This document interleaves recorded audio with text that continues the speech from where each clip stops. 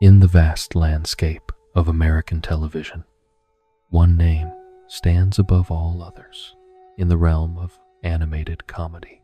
Homer J. Simpson, a man whose journey from abandoned child to beloved family patriarch has captivated audiences for over 3 decades. This nuclear safety inspector from Springfield represents something profound in the human experience, embodying both our greatest flaws and our most enduring hopes. Tonight, we explore the complete story of how a simple man with extraordinary heart became the most recognizable father figure in modern culture. His tale spans generations, touching on themes of love, loss, redemption, and the endless pursuit of happiness found in life's simplest pleasures. Every story of transformation must begin with its origins, and Homer Simpson's journey starts in the turbulent landscape of 1960s America. Born into what appeared to be a loving household, young Homer knew the warmth of maternal affection through his mother, Mona Simpson. These early years painted a picture of domestic tranquility that would soon shatter, leaving scars that would shape the man Homer would become. Mona Simpson represented the archetypal housewife of her era, devoted to her family and content within the boundaries of suburban domesticity. She would tuck young Homer into bed each evening, singing gentle lullabies and reading stories that filled his world with wonder and security. The bond between mother and son grew strong during these formative years, creating a foundation of love that would sustain Homer through the darkness ahead. Yet beneath this peaceful exterior, the seeds of change were already taking root in Mona's consciousness. The catalyst for everything that followed came through an unlikely source: the television screen that dominated American living rooms. One evening, as Mona sat watching football with the casual interest of a dutiful wife, she witnessed something that would transform her worldview entirely. Joe Namath appeared on screen, his wild and untamed facial hair representing a rebellion against conventional expectations. In that moment, something awakened within Mona Simpson, a desire for meaning beyond the confines of her predictable existence. This awakening coincided with the broader social movements sweeping across America during the late 1960s. The civil rights movement, anti-war protests, and feminist consciousness raising all contributed to a cultural shift that challenged traditional authority structures. Mona found herself drawn to these revolutionary ideas, discovering a passion for social justice that had long lay dormant within her conventional life. The transformation from housewife to activist happened gradually at first, then with increasing momentum as she connected with like-minded individuals who shared her newfound convictions. The group she joined called themselves environmental activists, though their methods often bordered on the radical. They gathered in secret locations, planning actions designed to expose corporate malfeasance and protect the natural world from industrial exploitation. Mona discovered a sense of purpose and belonging she had never experienced, feeling truly alive for the first time in years. Her fellow activists became her chosen family, united by their shared commitment to creating a better world for future generations. Their target became Montgomery Burns, even in those days a figure of considerable influence and questionable ethics in Springfield. Burns operated a secret biological weapons laboratory, hidden from public view and government oversight. The facility represented everything the activists opposed, a symbol of corporate power used for destructive purposes without regard for human welfare. Intelligence gathered by the group revealed the laboratory's true purpose: the development of deadly pathogens that could be weaponized for military applications. The night of the raid arrived with careful planning and nervous energy. Mona and her fellow activists approached the facility under cover of darkness, their hearts pounding with the magnitude of their intended action. They had studied the building's layout extensively, identifying security weaknesses and escape routes. The mission seemed straightforward enough: infiltrate the laboratory, destroy the biological weapons, and escape before authorities could respond. Everything proceeded according to plan initially. The activists successfully breached the facility's defenses and located the storage areas containing Burns's deadly biological weapons. Working quickly but methodically, they destroyed vials containing various pathogens, ensuring that these weapons could never be used to harm innocent people. The satisfaction of this destructive act filled them with righteous purpose, knowing they had prevented untold suffering through their bold action. However, their mission took an unexpected turn when they encountered Burns himself within the facility. The elderly industrialist appeared frail and vulnerable, struggling to breathe as asthma racked his aged body. Despite everything he represented, despite the evil they were fighting against, Mona's natural compassion overcame her revolutionary fervor. She couldn't simply leave another human being suffering, regardless of his moral failings or the danger he posed to their mission. Her decision to help Burns would prove fateful beyond measure.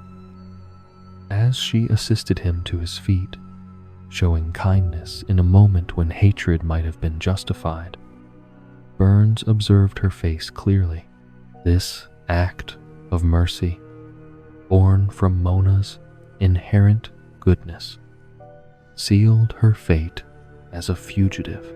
Burns would remember her features, pursuing her relentlessly in the years to come, with the vindictive determination that characterized his approach to all perceived slights. The irony of the situation became apparent in the aftermath of their escape. The biological weapons they had destroyed included experimental antibiotics alongside the intended weapons. Chief Wiggum, who would later become Springfield's incompetent police chief, was present at the facility that night as a young security guard. His chronic asthma, which had prevented him from pursuing his dream of joining the police academy, was miraculously cured by exposure to these accidentally released antibiotics. As dawn broke over Springfield, Mona faced the harsh reality of her situation. Burns had identified her as the leader of the raid, and his influence extended deep into law enforcement and government circles. Staying in Springfield would mean certain imprisonment, separating her from her family, but potentially protecting them from the consequences of her actions. The choice between personal safety and family responsibility tore at her heart. Yet she understood that her continued presence would only endanger those she loved most.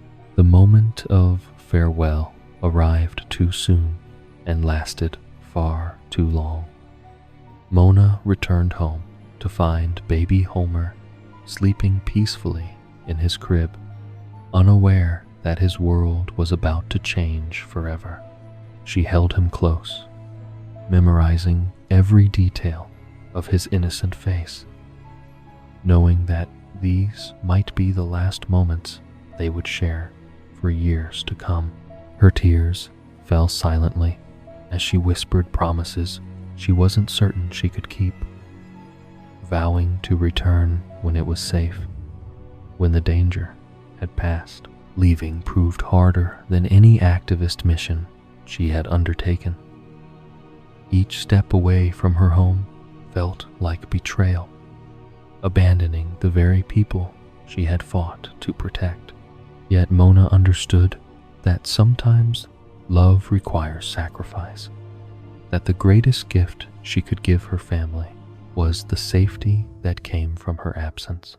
She disappeared into the underground network of activists and fugitives, beginning a life of constant movement and assumed identities. For young Homer, his mother's disappearance created a void that would never be completely filled. He was too young to understand the political complexities that drove her away, experiencing only the raw emotion of abandonment. His father, Abraham Simpson, lacked both the emotional vocabulary and the patience to explain the situation in terms a child could comprehend.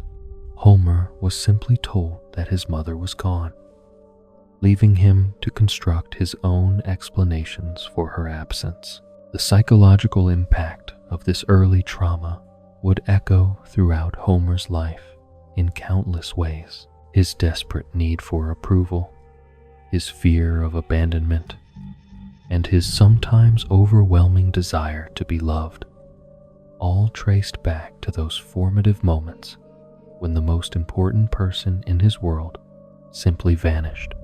The experience taught him that love could disappear without warning, that security was an illusion that could be shattered by forces beyond his control. Yet, even in this darkness, seeds of Homer's greatest strengths were planted: his capacity for forgiveness, his ability to find joy in simple pleasures, and his unwavering loyalty to those he loved, all developed as responses to early loss. The abandoned child would become a man determined never to abandon others, regardless of the cost to himself. His journey toward becoming the devoted family man Springfield would come to know began in that moment of profound loss, when a little boy learned that love sometimes meant letting go. The underground activist community that sheltered Mona operated with the efficiency born of necessity and the paranoia essential for survival. Safe houses, false identities, and coded communications became the fabric of her new existence. She moved from city to city, cause to cause, always staying one step ahead of Burns's private investigators and federal agents. The woman who had once found fulfillment in domestic routine now lived by chaos and uncertainty. Her only constant, the memory of the family she had left behind. Years passed in this shadow existence, each bringing news of Homer's growth, filtered through distant relatives and sympathetic contacts. She learned of his struggles in school, his difficulty making friends, and his father's increasingly erratic behavior.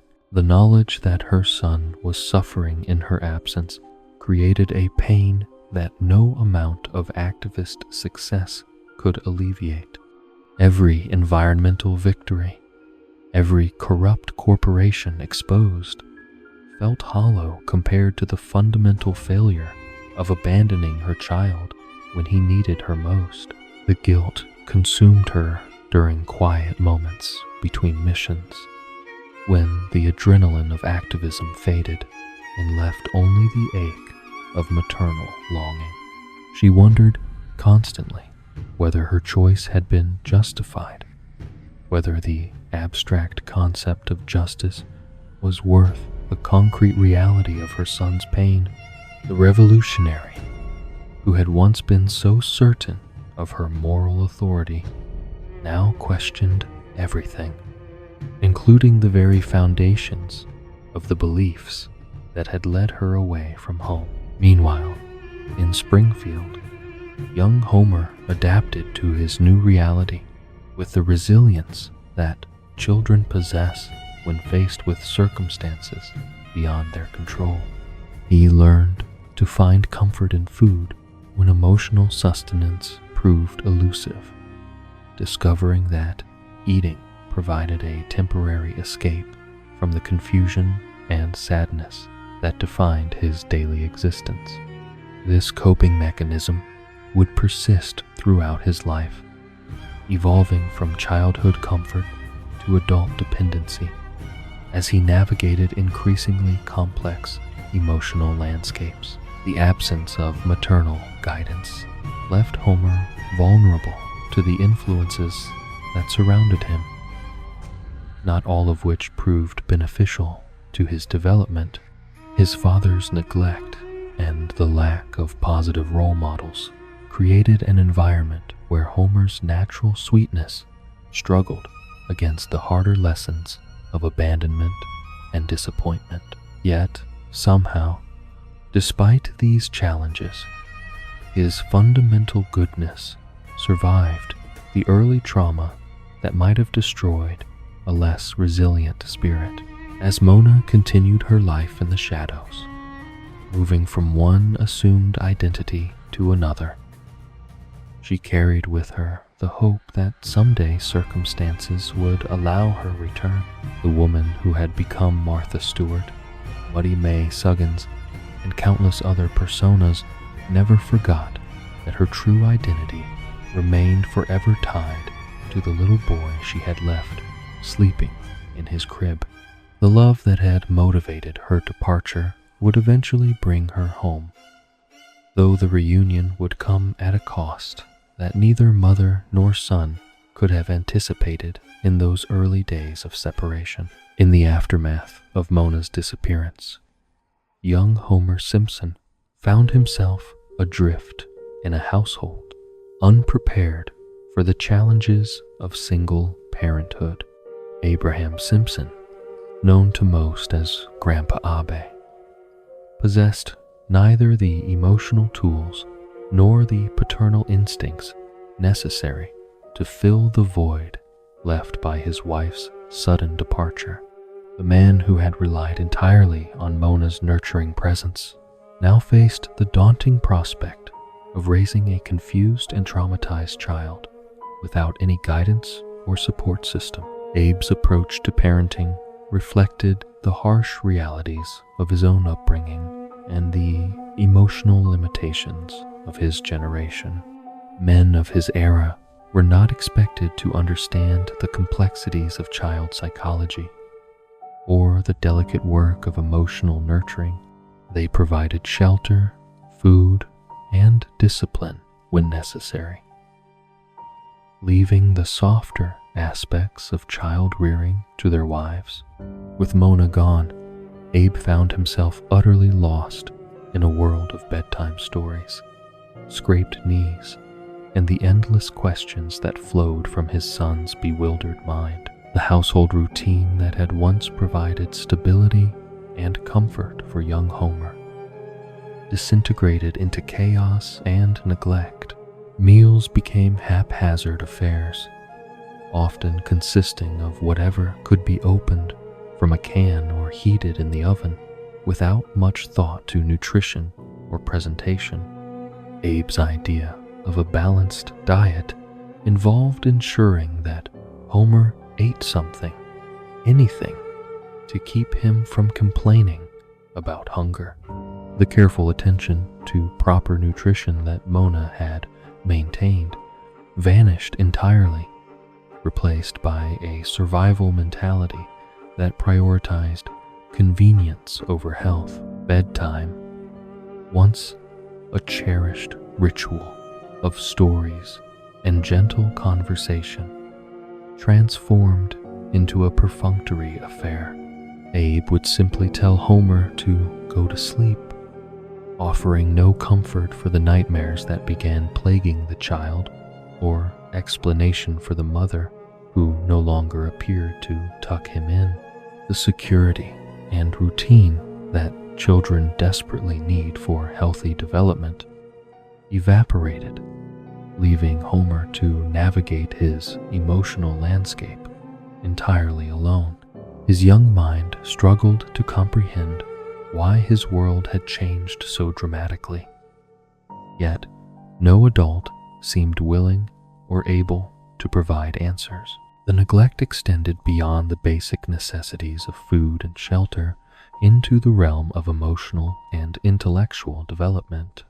Abe showed little interest in Homer's schoolwork, his friendships, or his emerging personality. Parent-teacher conferences went unattended. Homework remained unchecked, and the small triumphs and defeats that mark childhood passed unnoticed. Homer learned early that his achievements would go uncelebrated and his struggles unaddressed, creating a pattern of low expectations that would follow him throughout his academic career. This emotional abandonment coincided with a pivotal moment in Homer's cognitive development that would have far-reaching consequences for his entire life. At the age of 6, during a particularly boring day at home, Homer discovered a box of crayons that would become the instrument of his intellectual limitation. The bright colors and waxy texture fascinated him in the way that simple objects often captivate children's attention. What began as innocent exploration quickly escalated into something far more dangerous. With the fearless curiosity that characterizes childhood, Homer began experimenting with alternative uses for these art supplies. The crayons were small enough to fit into various body cavities, and Homer's scientific mind, such as it was, wondered what would happen if he inserted them into his nose. One by one, he pushed the crayons deeper into his nasal cavity, delighting in the strange sensation and the forbidden nature of his experiment. The 16-crayon pack provided ample material for his investigation, each color disappearing into the dark recesses of his sinuses. The inevitable sneeze that followed this bizarre experiment expelled 15 of the 16 crayons in a colorful explosion that both startled and amused the young boy. Homer counted the retrieved crayons carefully, noting with satisfaction that most had returned from their nasal expedition. 15 seemed like a reasonable recovery rate for such an adventure, and the missing 16th crayon didn't concern him greatly. Children possess a remarkable ability to move on from potentially dangerous situations once the immediate excitement has passed, and Homer quickly lost interest in both the missing crayon and the implications of its continued residence in his skull. Unknown to Homer, and certainly beyond Abe's limited parenting awareness, that single remaining crayon had lodged itself in a position where it would profoundly impact the boy's neurological development. The foreign object pressed against delicate brain tissue, gradually affecting the neural pathways responsible for higher cognitive function. The damage occurred slowly and subtly, manifesting not as dramatic personality changes, but as a gradual limitation of intellectual potential that might otherwise have been remarkable. The effects of this self-inflicted brain injury became apparent in Homer's academic performance, though the true cause would remain hidden for decades. Teachers noted his difficulty concentrating, his struggles with abstract thinking, and his tendency to solve complex problems through intuition rather than logical reasoning. What might have been dismissed as learning differences or lack of motivation was actually the result of physical damage to his developing brain. Yet no one suspected the true cause of his limitations. As Homer progressed through elementary school, the combination of emotional neglect and cognitive impairment created a perfect storm of academic failure. His teachers, lacking insight into his home situation or medical condition, attributed his poor performance to laziness or lack of intelligence. The bright, curious child who had once asked endless questions about the world around him gradually learned to expect failure and disappointment in educational settings. His natural enthusiasm for learning withered under the constant stream of negative feedback and missed opportunities for encouragement. The social implications of Homer's struggles extended beyond the classroom into his relationships with peers. Children can be remarkably cruel to those who seem different or slower than average, and Homer quickly became a target for ridicule and exclusion. His inability to keep up with academic work marked him as an outsider in a culture that increasingly valued intellectual achievement above other qualities. The friendships he managed to form were often with other marginalized children who understood the pain of not fitting into conventional expectations. Despite these challenges, Homer's fundamental character remained remarkably intact. The kindness and empathy that would define his adult personality emerged even during these difficult early years. He showed compassion for other struggling students, shared his lunch with those who had forgotten theirs, and demonstrated a natural generosity that transcended his own problems. These qualities, while not valued in academic settings, laid the foundation for the deep friendships that would sustain him throughout his life. The absence of proper supervision also allowed Homer to develop coping mechanisms that would persist into adulthood. Food became his primary source of comfort, offering the reliable pleasure and satisfaction that seemed absent from other areas of his life.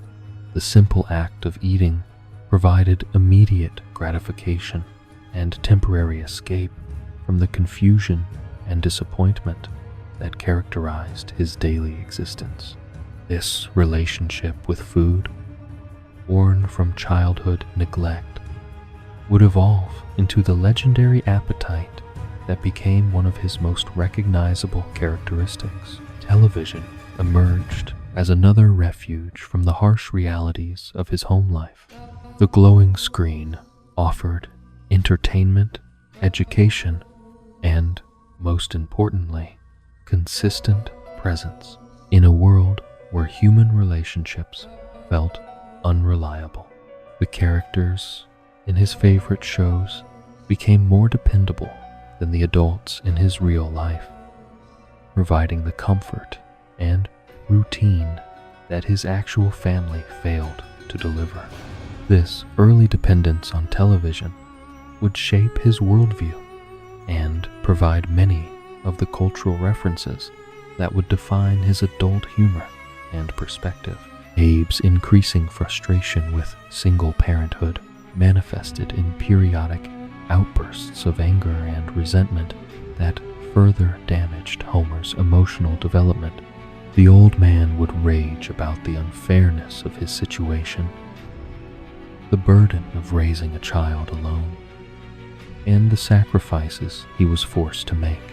These outbursts taught Homer that his very existence was a source of stress and unhappiness for his father, reinforcing the abandonment issues that had begun with his mother's departure.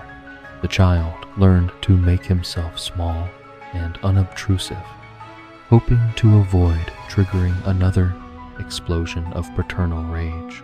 The neighborhood children who observed Homer's home life from a distance recognized that something was fundamentally wrong with his family situation. Other parents occasionally expressed concern about his appearance, his behavior, and his obvious lack of supervision. Yet, no formal intervention ever materialized.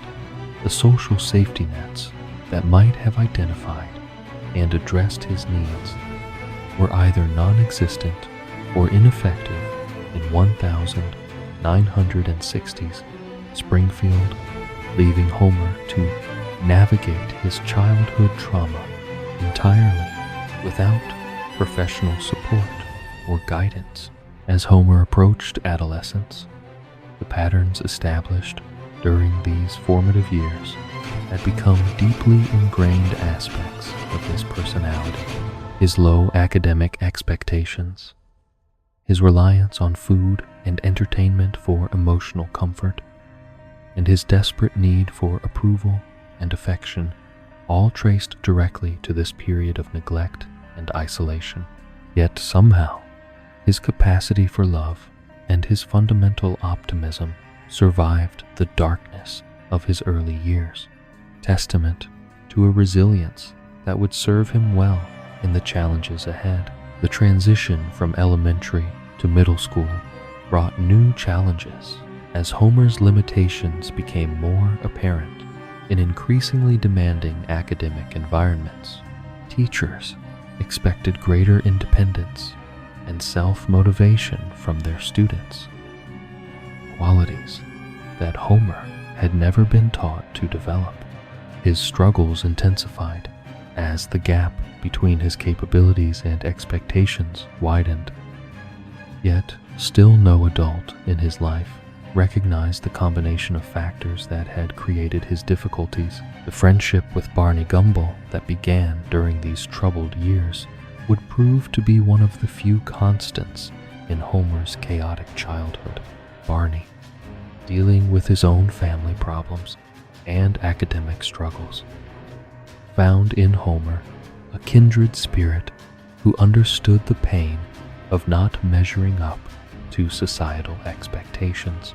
Their bond, forged in shared failure and mutual support, would endure through decades of changing circumstances and personal growth. The lack of positive male role models in Homer's life during this crucial period left him without guidance for understanding masculinity, responsibility, or adult relationships. Abe's example taught him that men were angry, resentful, and emotionally unavailable, while the absence of other adult men in his life provided no alternative models for healthy masculine behavior. This deficit would impact his future relationships and his own approach to fatherhood, though his natural empathy would ultimately overcome many of these limitations. As Homer entered his teenage years, the foundation had been laid for both his greatest weaknesses and his most endearing strengths. The neglect and trauma of his childhood had created vulnerabilities that would persist throughout his life.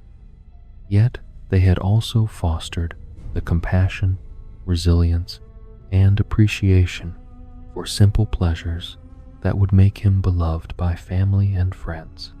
The journey from damaged child to devoted family man was far from complete, but the essential elements of his character had been established during these formative years of struggle and survival. The year 1974 arrived in Springfield with all the cultural turbulence that defined the mid-1970s in America. Disco music pulsed through radio speakers. Fashion trends defied conventional wisdom, and young people across the nation struggled to define themselves in a rapidly changing world. For 17-year-old Homer Simpson, however, these broader social movements remained largely invisible, overshadowed by the more immediate challenges of navigating high school with limited intellectual capabilities and virtually no guidance from home. Springfield High School in 1974 represented both the promise and the peril of American public education. The building itself, constructed during more optimistic times, bore the architectural hallmarks of civic pride and educational ambition. Wide hallways, lined with metal lockers, stretched between classrooms, filled with worn desks and outdated textbooks.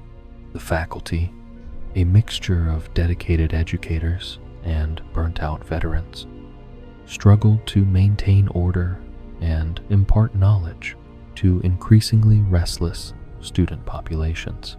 For students like Homer, who arrived each day unprepared and unmotivated, the school offered little more than a daily reminder of personal inadequacy.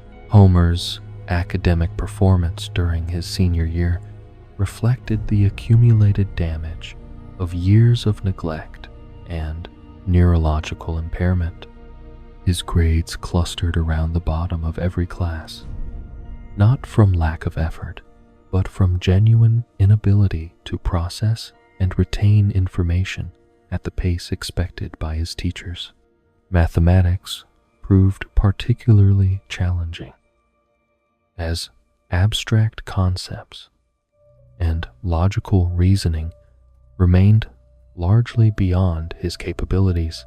English class offered little refuge, as reading comprehension and written expression required sustained concentration that his damaged brain could rarely maintain for extended periods.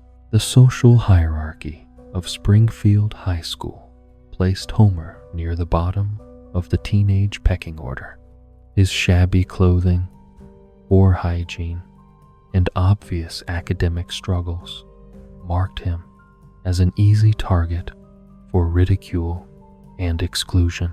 The popular students, those blessed with athletic ability, academic achievement, or family wealth, viewed Homer with a mixture of pity and contempt that stung deeply despite his attempts to remain oblivious to their disdain. He learned to navigate the hallways carefully, avoiding confrontations and seeking refuge in the company of other social outcasts who understood the pain of perpetual rejection. Yet, even within this harsh environment, Homer's fundamental decency shone through in small but meaningful ways. He defended weaker students from bullying, shared his meager lunch with classmates who had forgotten theirs, and offered genuine friendship to anyone willing to accept it. These qualities, while not valued in the brutal social calculus of high school, revealed the depth of character that would eventually attract the love of his life. His kindness emerged not from strategic calculation, but from authentic empathy born of his own suffering and isolation.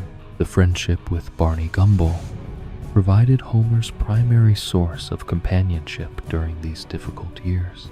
Barney, dealing with his own family problems and academic challenges, understood Homer's struggles without judgment or condescension. Their bond deepened through shared experiences of failure and mutual support during moments of particular humiliation. Together, they developed the defensive humor and loyal friendship that would sustain them through decades of personal growth and changing circumstances. Their daily routine revolved around avoiding academic responsibilities whenever possible and finding creative ways to pass time without attracting unwanted attention from teachers or administrators. The school's smoking bathroom became their regular refuge, a place where they could escape the pressures of classroom performance and engage in the idle conversation that passed for socializing among teenagers of limited prospects. These conversations, while seemingly meaningless, provided both boys with the human connection they desperately needed during this isolated period of their lives. It was during one such ordinary day, marked by the usual pattern of academic avoidance and social invisibility, that Homer's life changed forever.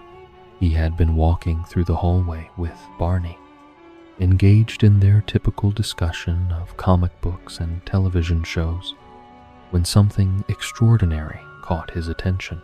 Through the crowd of students moving between classes, he glimpsed a figure that seemed to glow with an inner light that transformed his entire perception of the world around him. Marge Bouvier stood at her locker, organizing books with the methodical care that characterized her approach to everything in life. Her distinctive blue hair towering above her classmates in an elaborate beehive style caught the fluorescent lighting and created an almost ethereal effect that transfixed Homer completely. She moved with a grace and purpose that seemed foreign in the chaotic environment of high school hallways, as if she possessed some secret knowledge that elevated her above the petty concerns of teenage existence. The moment of first sight struck Homer with the force of divine revelation. Every aspect of his limited worldview suddenly expanded to accommodate the possibility of beauty, meaning, and hope that Marge's presence represented. His heart raced with an intensity he had never experienced, while his usually sluggish mind raced to comprehend the significance of this encounter. The crowded hallway faded into background noise as his entire focus narrowed to this remarkable young woman who seemed to embody everything he had never dared to hope for in his life. Homer's immediate reaction revealed both his innocent romanticism and his complete lack of experience with such overwhelming emotions. He stood frozen in place, mouth agape, staring with the unguarded wonder of someone witnessing a miracle. Barney's attempts to recapture his attention went unheard as Homer struggled to process the revolutionary idea that such beauty and grace could exist in his previously disappointing world. The cynicism and low expectations that had protected him from further hurt suddenly seemed inadequate defenses against the transformative power of genuine attraction. The social distance between Homer and Marge seemed astronomical from his perspective. At the bottom of the high school hierarchy, she represented everything he was not: academically successful, socially respected, and clearly destined for achievements far beyond anything he could imagine for himself. her participation in student government, her academic honors, and her reputation for kindness and intelligence marked her as fundamentally different from the outcasts and misfits who comprised Homer's usual social circle. Yet, something about Marge's demeanor suggested accessibility beneath her obvious superiority. Unlike the popular students who actively scorned those beneath their social station, Marge treated everyone with basic courtesy and respect. She helped struggling classmates with homework, participated in volunteer activities that benefited the broader community, and maintained friendships across social boundaries that others rigidly observed. These qualities, invisible to many of her peers, registered clearly with Homer's empathetic nature and gave him hope that his interest might not be entirely unwelcome. The challenge of approaching someone so far beyond his usual sphere of interaction paralyzed Homer for weeks following their first encounter. He began timing his movements through the hallways to maximize opportunities for glimpsing Marge between classes, learning her schedule with the dedication he had never shown toward actual academic subjects.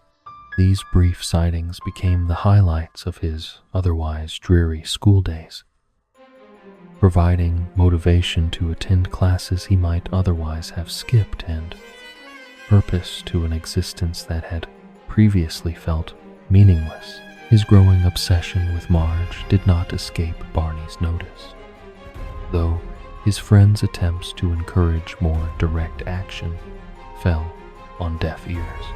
Homer lacked both the confidence and the social skills necessary to initiate conversation with someone of Marge's caliber.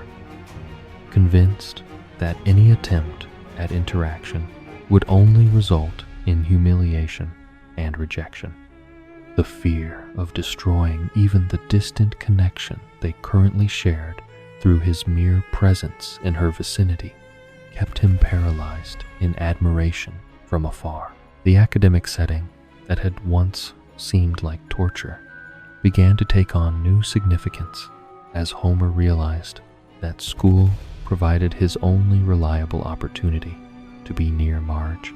Classes that had previously felt like endurance tests became chances to observe her intelligence and grace in action. He found himself paying attention to lessons for the first time in years, not from genuine interest in the subject matter, but from fascination with watching Marge engage thoughtfully with ideas and concepts that remained largely beyond his comprehension. Her participation in class discussions revealed depths of character that only increased Homer's admiration. Marge approached academic challenges with careful thought and genuine curiosity, treating even mundane assignments as opportunities for growth and learning. Her respect for teachers and willingness to help struggling classmates demonstrated the compassion and integrity that would define her throughout her life. These observations reinforced Homer's conviction that she represented everything good and worthy in a world that had shown him little kindness or beauty. The contrast between Homer's chaotic home life and Marge's obvious stability became increasingly apparent as he learned more about her background through careful observation and overheard conversations. The Bouvier household, while not wealthy, clearly provided the structure and support that his own family had never offered. Marge's clothes were clean and well maintained, her homework was consistently completed, and her behavior suggested the confidence that came from knowing she was loved and valued at home. This realization both inspired and intimidated Homer, as he recognized that Marge came from a world where such basic necessities as parental support and family stability were taken for granted. The shame he felt about his own circumstances intensified his conviction that he could never be worthy of someone who had experienced the benefits of a functional family environment. Yet simultaneously, her example offered him a vision of the kind of life he wanted to create for himself, if he could somehow find the courage and capability to pursue it. The weeks of silent observation gradually gave way to a desperate desire for more direct connection. Despite his terror of potential rejection, Homer began positioning himself strategically in locations where brief interactions might naturally occur, hoping that proximity might somehow lead to conversation without requiring him to take the terrifying step of actually initiating contact. These attempts at manufactured coincidence usually resulted in awkward encounters that left him feeling more foolish than before.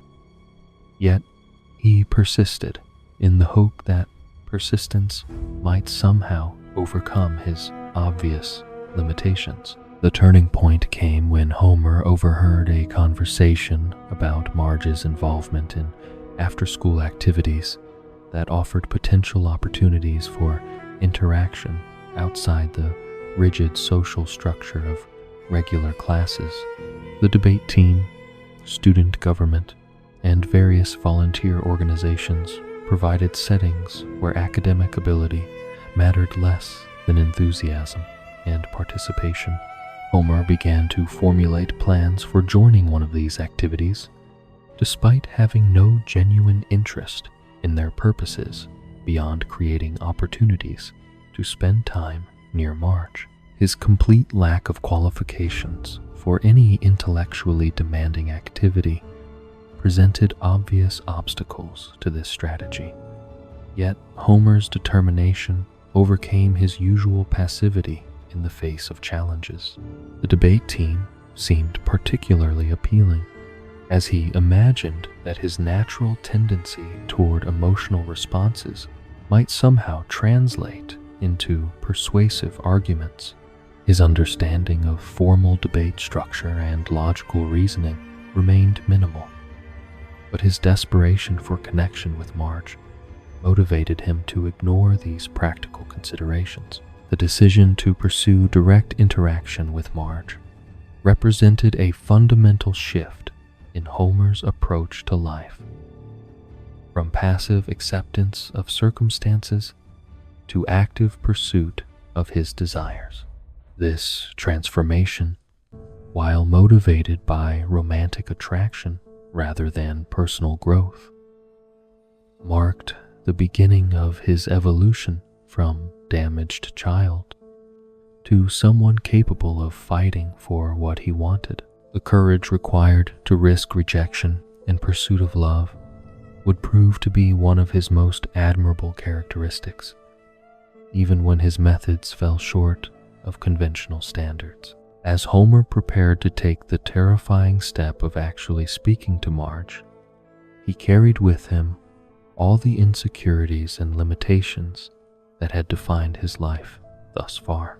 Yet, he also possessed something that many of his more conventionally successful classmates lacked: the capacity for genuine, overwhelming love that would motivate him to become better than he had ever imagined possible.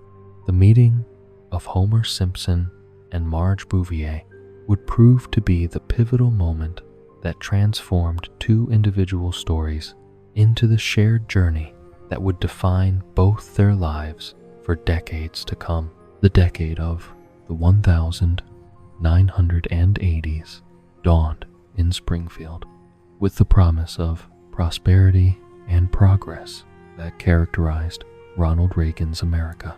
Yet, for Homer Simpson, freshly graduated from high school with grades that barely qualified him for a diploma, the new decade brought little optimism about his future prospects. The economic boom that would benefit many Americans remained largely theoretical for someone with his limited skills and academic background. His transition from the structured environment of high school to the uncertain terrain of adult responsibility proved more challenging than even his low expectations had anticipated. Homer's courtship of Marge had succeeded beyond his wildest dreams, culminating in a relationship that provided him with the first genuine happiness he had experienced since his mother's departure. Their love story, which had begun with his awkward attempts to join the debate team and evolved through the deception of French tutoring, had somehow survived his confession of dishonesty and blossomed into something beautiful and lasting. Marge's decision to give him a second chance after the prom disaster had restored his faith in the possibility of redemption and love, creating a foundation of gratitude that would sustain their relationship through countless future challenges. The early years of their romance unfolded against the backdrop of Springfield's changing cultural landscape. The disco era was giving way to new wave music and changing social norms, while young couples across America navigated the complex transition from adolescence to adulthood. For Homer and Marge, this period represented a time of discovery as they learned to balance their individual dreams with their shared commitment to building a life together.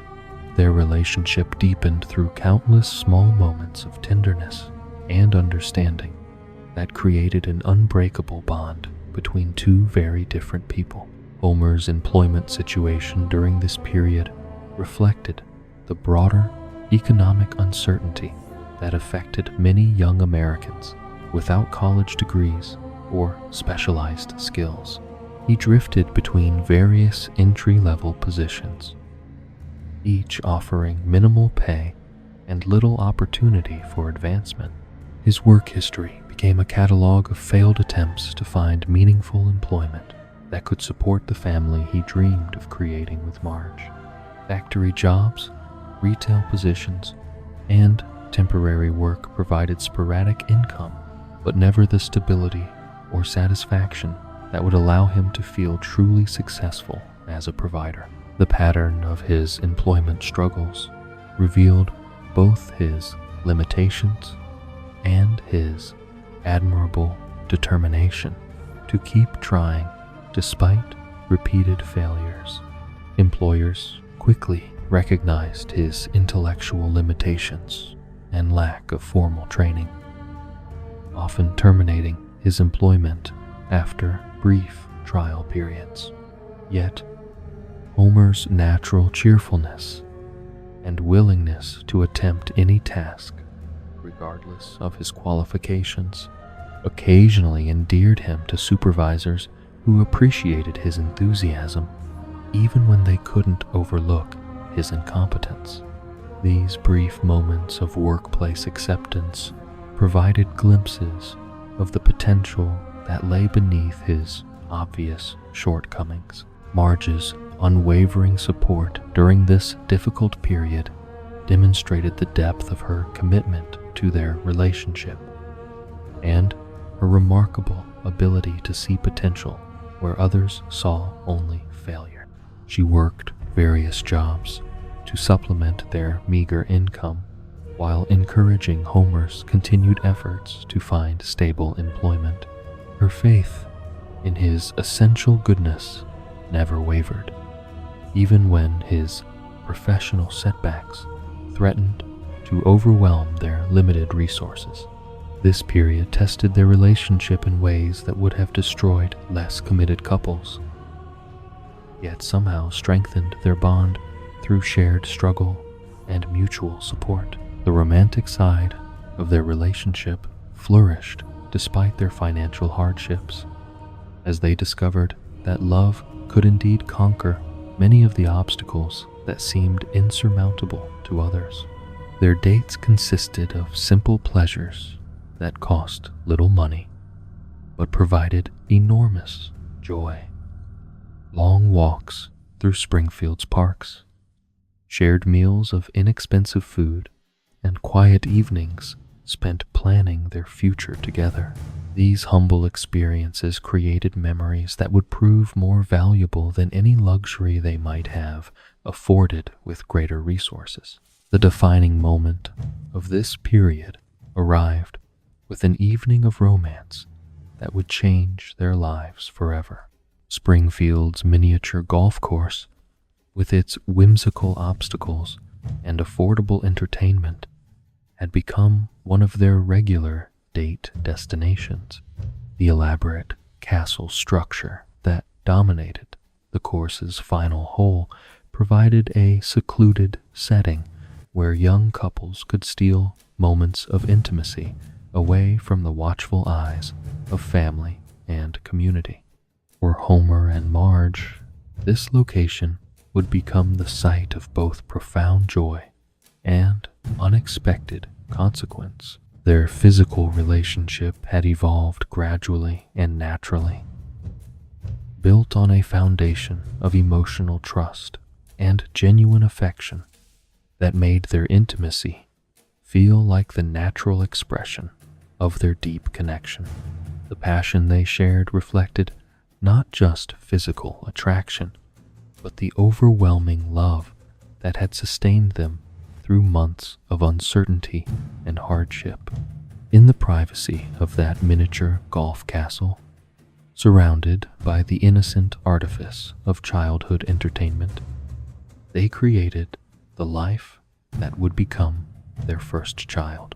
The discovery of Marge's pregnancy arrived with a mixture of joy and terror that characterized many young couples facing unplanned parenthood.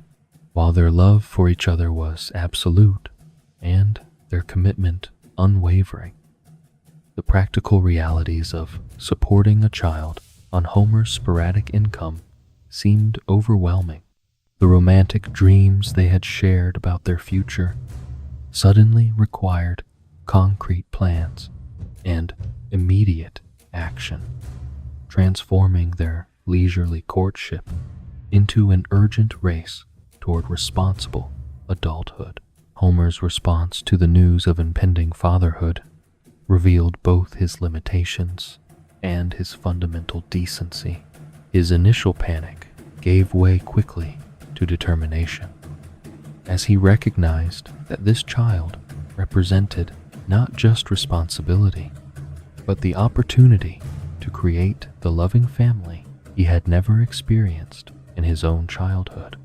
The prospect of becoming a father motivated him to propose marriage immediately, not from obligation, but from genuine desire to provide his child with the stable home that had been absent from his own upbringing. Their wedding ceremony reflected both their limited resources and their unlimited love for each other. The justice of the peace, who performed the service in a neighboring town's courthouse, provided the legal foundation for their marriage, while their mutual commitment provided the emotional substance that would sustain them through decades of shared life. The absence of elaborate celebration or family approval mattered little compared to the significance of their promises to support each other through whatever challenges lay ahead. The early weeks of their marriage tested every aspect of their relationship as they struggled to establish a household on virtually no income. Homer's renewed efforts to find stable employment took on desperate urgency as the reality of impending parenthood made his previous casual attitude toward work impossible to maintain. His job search became a daily humiliation as potential employers rejected his applications with increasing frequency. forcing him to confront the harsh reality of his limited marketability in an increasingly competitive economy. The series of rejections that followed revealed the structural barriers that prevented someone with Homer's background from achieving economic stability. His poor academic record, lack of job skills, and obvious intellectual limitations made him an unattractive candidate for any position that offered decent wages or advancement opportunities. The jobs available to him provided barely enough income to survive, let alone support a growing family with any degree of comfort or security. His brief encounter with a pyramid scheme during this period demonstrated both his vulnerability to exploitation and his eventual ability to recognize and escape from obviously fraudulent situations. The promise of easy money and instant success appealed to his desperate circumstances. Yet, his fundamental honesty prevented him from successfully deceiving others, even when his own survival seemed to depend on it. This experience taught him valuable lessons about the difference between legitimate opportunity and cynical manipulation of hope. The arrival of the repo men marked the lowest point of their early marriage, as the few possessions they had managed to acquire disappeared along with Homer's dignity and self-respect. Watching strangers remove the crib they had purchased for their unborn child created a shame so profound that Homer could barely function. The humiliation of failing to provide even basic necessities for his family struck at the core of his identity as a husband and father, threatening to destroy the confidence that Marge's love had slowly rebuilt. His decision to leave Marge rather than continue subjecting her to poverty and disappointment represented the most painful choice of his life up to that point. The farewell letter he wrote revealed depths of self-awareness and emotional maturity that surprised even him, as he articulated his love for her and his conviction that she deserved better than what he could provide. His departure was an act of sacrifice rather than abandonment, motivated by love rather than selfishness. Yet, the pain it caused them both was no less real for its noble intentions. The job at the Gulp and Blow convenience store provided Homer with the income necessary for basic survival while keeping him close enough to monitor Marge's welfare from a distance. The work itself was menial and degrading, involving tasks that reinforced his sense of personal failure while providing barely enough money to send home for Marge's support. His interactions with customers revealed the casual cruelty that society directed toward those in service positions. Yet somehow, his natural cheerfulness survived even this daily assault on his dignity.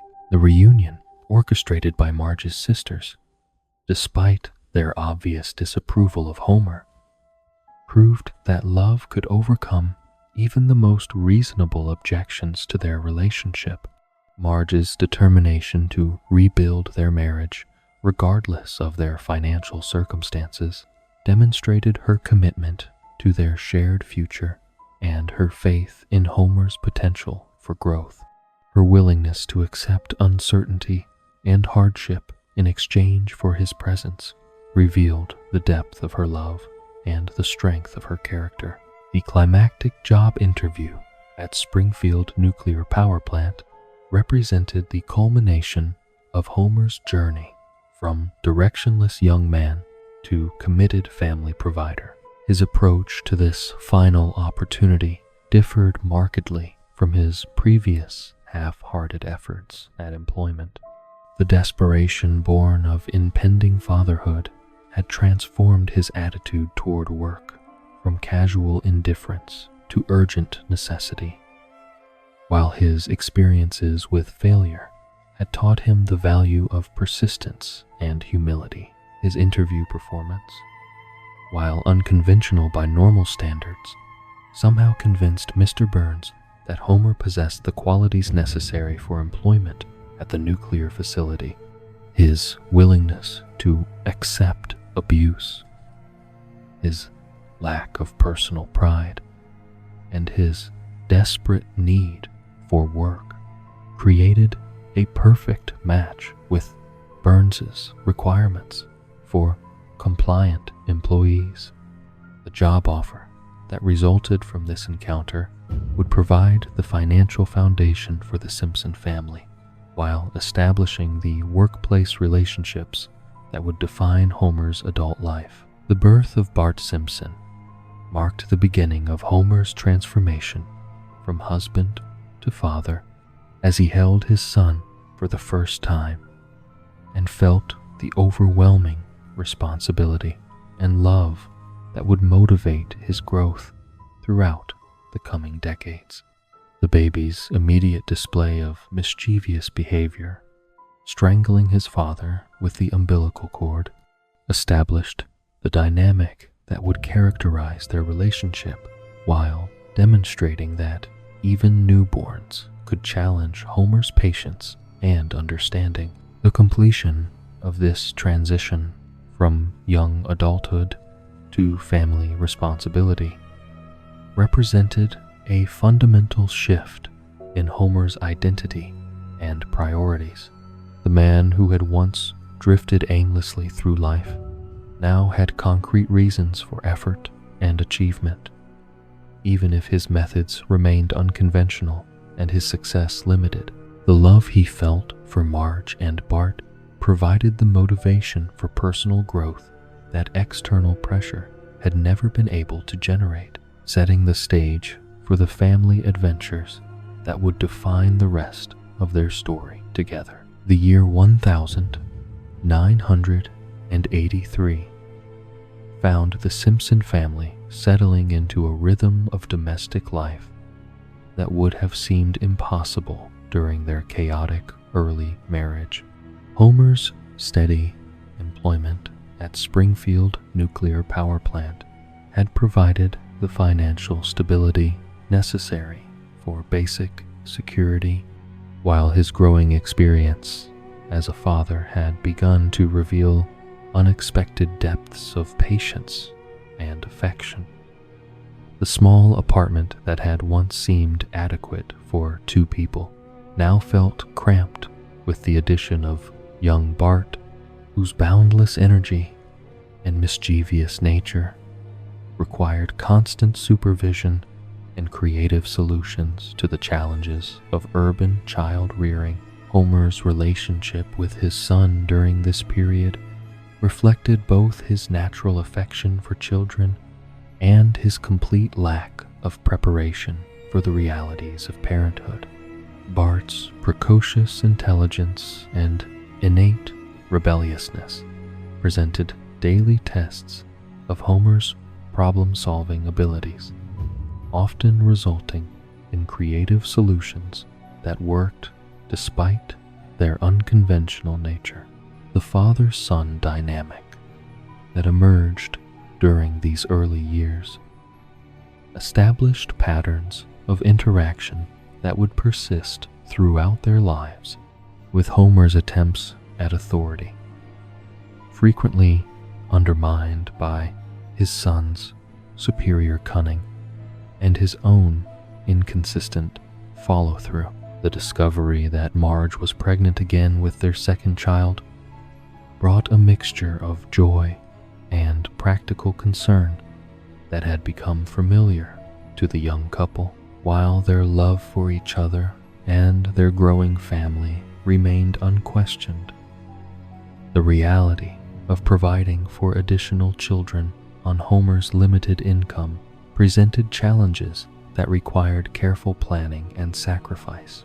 The cramped apartment that barely accommodated their current family would clearly be inadequate for 4 people, necessitating the search for larger accommodations that they could somehow afford. The house hunting expedition that followed revealed both the extent of their financial limitations and the creative solutions that necessity could inspire. Springfield's real estate market in the early 1980s offered few options for families with modest incomes, particularly those seeking neighborhoods safe enough for raising children.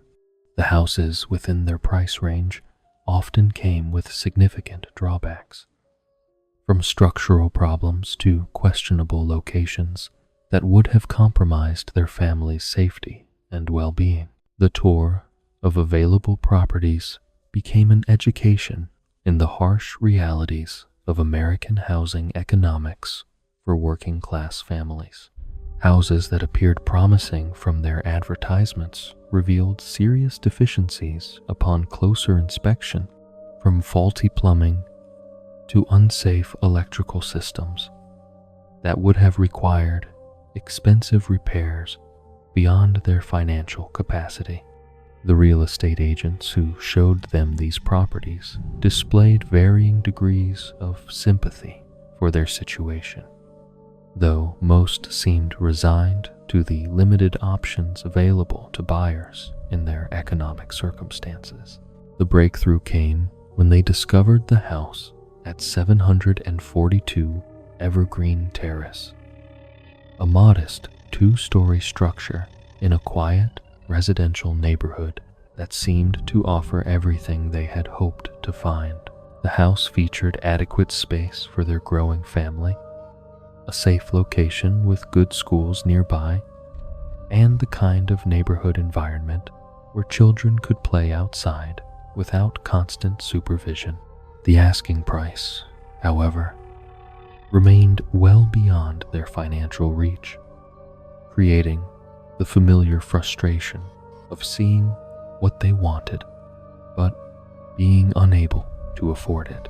Homer's decision to approach his father for financial assistance represented a significant swallowing of pride for someone who had struggled to establish his independence as a husband and father.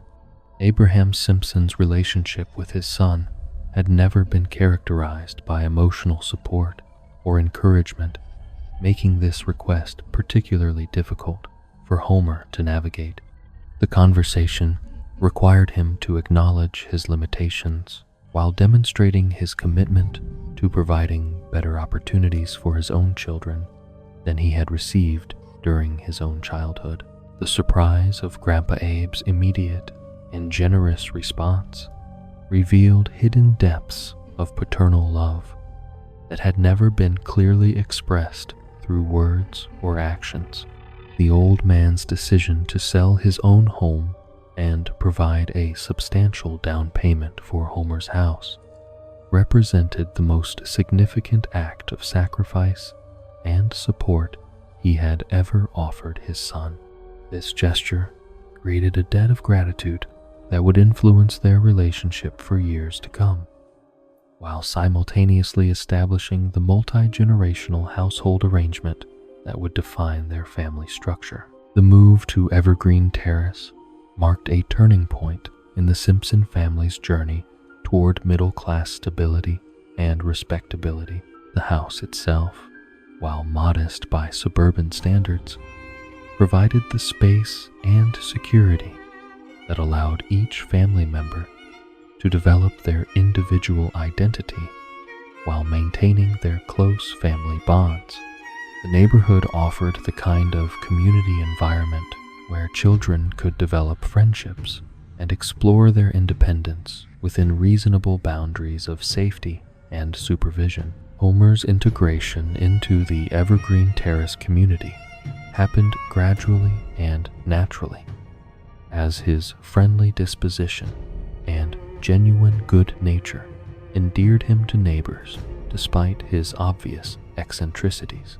The relationships he formed with nearby families would provide social support and friendship that enriched his life immeasurably, while creating the network of community connections that would sustain the family through future challenges. His particular friendship with Ned Flanders began during this period, establishing the complex dynamic of rivalry and affection that would characterize their relationship for decades. The arrival of Lisa Simpson in 1984 brought new dimensions of joy and responsibility to Homer's experience of fatherhood. Where Bart had challenged his authority and tested his patience, Lisa inspired his protective instincts and awakened his appreciation for intelligence and achievement. Her obvious intellectual gifts became apparent even in infancy, as she demonstrated the kind of curiosity and learning ability that Homer recognized but could never fully understand. The special bond that developed between father and daughter reflected his recognition that she possessed the potential he had always lacked. Homer's approach to raising Lisa differed markedly from his relationship with Bart, as he instinctively understood that her needs required different kinds of support and encouragement. While Bart thrived on physical activity and mischievous adventure, Lisa responded to intellectual stimulation and emotional connection that drew upon Homer's capacity for deep feeling and genuine empathy. His willingness to read to her, answer her endless questions, and support her various interests demonstrated growth in his parenting abilities that surprised even those who knew him well. The dynamics within the Simpson household shifted significantly with Lisa's arrival, as Bart struggled to adjust to no longer being the sole focus of his parents' attention. The sibling rivalry that emerged during this period created new challenges for Homer and Marge, as they learned to balance the competing needs of children with very different personalities and capabilities. Homer's attempts to maintain fairness while recognizing each child's unique requirements often resulted in creative solutions that satisfied neither child completely, but demonstrated his commitment to treating them both with love and respect. The financial pressures of supporting a larger family necessitated careful budgeting and occasional sacrifice that tested the family's resilience and creativity. Homer's steady income from the nuclear plant provided the foundation for their security, yet the additional expenses associated with children's clothing, medical care, and educational needs often stretched their resources to the breaking point. These challenges brought out both Homer's determination to provide for his family and his occasional frustration with the limitations imposed by his economic circumstances. The extended family arrangement that resulted from Grandpa Abe's residence in their home created both benefits and complications that required constant negotiation and patience. The older man's presence provided additional childcare support and family history that enriched the children's understanding of their heritage, yet his demanding personality and outdated attitudes sometimes created tension that Homer struggled to manage diplomatically. The balance between respect for his father and protection of his own family's harmony required skills that Homer gradually developed through trial and error. Homer's evolution as a provider during this period reflected his growing understanding of what it meant to be responsible for other people's welfare and happiness. The young man who had once drifted between jobs with casual indifference now approached his work with the seriousness that came from knowing that his family's security depended entirely on his continued employment. This newfound sense of purpose, while not transforming his fundamental personality, provided the motivation for consistency and effort that had been absent from his earlier work experiences. The neighborhood social life that developed around barbecues, block parties, and informal gatherings provided Homer with the kind of male friendship and community support that had been largely absent from his lonely childhood and struggling young adulthood. His relationships with neighbors like Ned Flanders, while sometimes complicated by personality differences and minor conflicts, offered him models of family life and personal behavior that expanded his understanding of what was possible for someone in his circumstances. The arrival of Maggie Simpson in the late 1980s completed the family structure that would define the Simpson household for years to come. This third pregnancy, while unplanned like the others, was greeted with the confidence and joy that came from experience and established stability.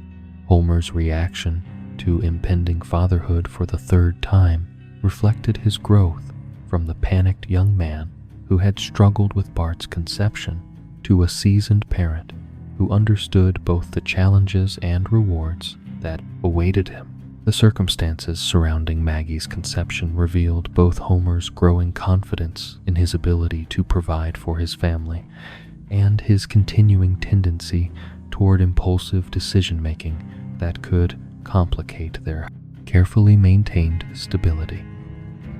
His brief departure from the nuclear plant to pursue his dream job at a bowling alley demonstrated both his desire for personal fulfillment and his willingness to sacrifice security for happiness. The failure of this venture and his eventual return to his previous employment taught him valuable lessons about the balance between personal dreams and family responsibilities.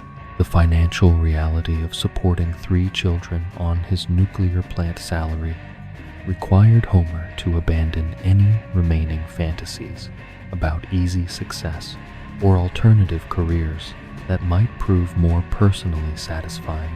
His acceptance of this limitation marked a crucial step in his maturation as both a husband and father, as he recognized that his family's welfare took precedence over his own desires for adventure or recognition. This sacrifice, while painful, demonstrated the depth of his love and commitment to those who depended on him. The transformation of Mr. Burns's cruel "You're Here Forever" sign into a loving tribute to Maggie through the strategic placement of family photographs revealed Homer's ability to find meaning and purpose even in circumstances that seemed designed to crush his spirit. This simple act of rebellion and reaffirmation demonstrated that his essential humanity and capacity for joy could survive even the most soul-destroying workplace environment. The message, "Do it for her," became his daily reminder of why his sacrifices were worthwhile and his struggles meaningful. The establishment of the Simpson family in their Evergreen Terrace home, with 3 children and the complex web of relationships that connected them to their community, represented the successful completion of Homer's transition from damaged child to committed family patriarch. While his limitations remained obvious and his struggles continued, he had created the loving, stable home environment that had been absent from his own childhood. The family he built with Marge provided not only security for his children, but healing for the wounds that had shaped his own early life. The Springfield nuclear power plant, with its imposing cooling towers and complex machinery, became the unlikely cornerstone of Homer Simpson's adult identity and the foundation upon which his family security rested. What had begun as a desperate attempt to secure steady employment evolved into a decades-long career that would define not only his professional life, but his understanding of himself as a provider and community member. The facility's dangerous technology and questionable safety standards created an environment where Homer's unique combination of ignorance and luck would prove surprisingly effective, establishing him as an inadvertent guardian of Springfield's continued existence. Homer's daily routine at the nuclear plant settled into patterns that remained remarkably consistent throughout his long tenure there. Each morning, he would arrive at his workstation in Sector 7G with the casual indifference that characterized his approach to most responsibilities, yet somehow managed to perform his duties with an effectiveness that baffled both his supervisors and his colleagues. His job responsibilities, while never clearly defined in any official capacity, generally involved monitoring various gauges and responding to alarms with whatever action seemed most appropriate at the moment. The relationship between Homer and his immediate supervisor, Montgomery Burns, developed into one of the most unlikely partnerships in American workplace history. Burns, a man whose wealth and power had isolated him from normal human contact for decades, found in Homer a perfect employee for his particular management style. Homer's willingness to accept abuse without complaint, combined with his complete inability to understand the implications of the dangerous work he performed, made him ideally suited for a facility where employee safety ranked far below profit margins and efficiency.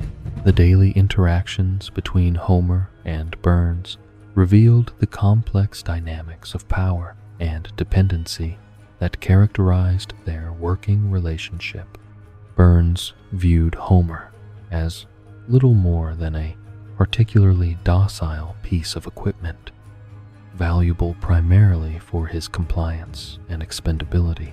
Homer, for his part, remained largely oblivious to Burns's contempt, interpreting his employer's occasional acknowledgement as genuine appreciation for his contributions. This fundamental misunderstanding allowed their relationship to function smoothly despite the vast differences in their backgrounds, intelligence, and life experiences. Waylon Smithers, serving as Burns's devoted assistant and intermediary, often found himself caught between his employer's casual cruelty and Homer's innocent incomprehension. Smithers's attempts to protect Homer from the worst of Burns's displeasure while maintaining his own position of influence required diplomatic skills that went largely unappreciated by either man. His observations of Homer's miraculous survival in dangerous situations gradually convinced him that some force beyond mere luck protected the Simpson family patriarch from the consequences of his actions. The friendships Homer developed with his fellow plant workers provided the social foundation that had been missing from his lonely childhood and struggling youth. Lenny Leonard and Carl Carlson became his closest workplace companions, sharing not only their daily labors, but their after-work recreational activities and personal confidences. These relationships offered Homer the male camaraderie that he had never experienced with his father or during his isolated school years, creating bonds that would endure through decades of shared experiences and mutual support. The conversations that took place during their lunch breaks and coffee pauses revealed depths of philosophy and wisdom that surprised those who underestimated these working-class men. Homer's contributions to these discussions, while often seemingly nonsensical, occasionally contained insights that reflected his unique perspective on life's challenges and opportunities.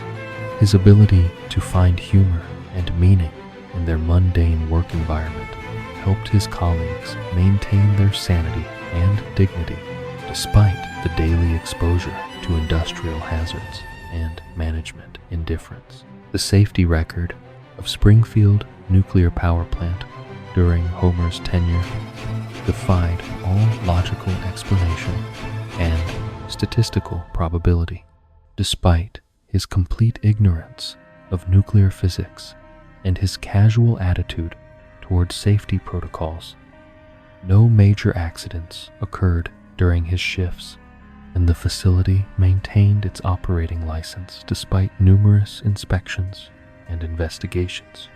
This remarkable achievement led some observers to theorize that Homer possessed an unconscious understanding of the plant's systems that transcended conventional knowledge and training. The various crises that arose during Homer's career at the plant invariably resolved themselves through a combination of his accidental competence and extraordinary good fortune. Equipment failures that should have resulted in catastrophic meltdowns somehow corrected themselves after Homer's well-intentioned but technically incorrect interventions. His ability to find the exact right button to push or lever to pull, despite having no understanding of their function, became legendary among his colleagues and a source of considerable frustration for his supervisors. The workplace culture at Springfield Nuclear Power Plant reflected the broader social dynamics of American industrial employment during the late 20th century. The workers formed tight-knit communities based on shared experience and mutual dependence, while management remained distant and largely indifferent to employee welfare. Homer's integration into this environment demonstrated his remarkable ability to adapt to social situations despite his obvious limitations, finding acceptance and friendship among people who valued loyalty and humor above academic achievement or conventional success. Homer's after-work social life centered around Moe's Tavern, a dimly lit establishment that served as the unofficial headquarters for Springfield's working-class male population. The bar provided a refuge where men could discuss their problems, celebrate their small victories, and maintain friendships that sustained them through the challenges of daily life. Homer's regular presence at Moe's established him as a central figure in this informal community, where his natural good humor and generous spirit made him a welcome companion despite his various eccentricities. The conversations that took place around Moe's bar counter covered topics ranging from sports and politics to philosophy and relationships, with Homer contributing his unique perspective on each subject. His observations, while often factually incorrect, possessed an emotional honesty that resonated with his drinking companions and provided insights that more educated commentators might have missed. The friendships he maintained through these evening gatherings enriched his life immeasurably, while providing support networks that extended far beyond his immediate family. Barney Gumbel's presence at Moe's created a connection to Homer's high school years and reminded him of the journey he had traveled since their shared adolescent struggles. Barney's descent into alcoholism provided a cautionary example of how different choices and circumstances could lead to very different outcomes, while their continued friendship demonstrated Homer's loyalty to those who had supported him during his darkest periods. The contrast between their adult lives highlighted the importance of the stable relationships and steady employment that had anchored Homer's development.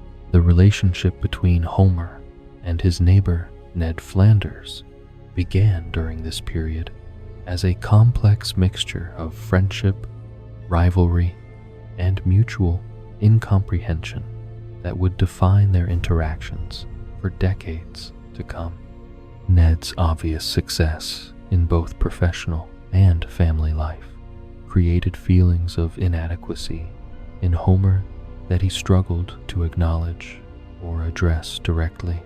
Yet, beneath his occasional resentment lay genuine affection for a man whose kindness and generosity had enriched the entire neighborhood, even when his perfection proved irritating to those who fell short of his standards. The neighborhood social events that punctuated Springfield's suburban calendar provided opportunities for Homer to demonstrate his community spirit while revealing his limitations as a host and organizer.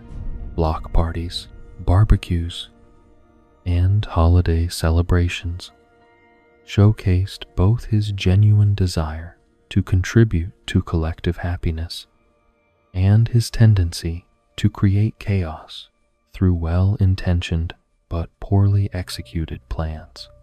These gatherings strengthened the bonds between families while providing entertainment that became legendary among Evergreen Terrace residents.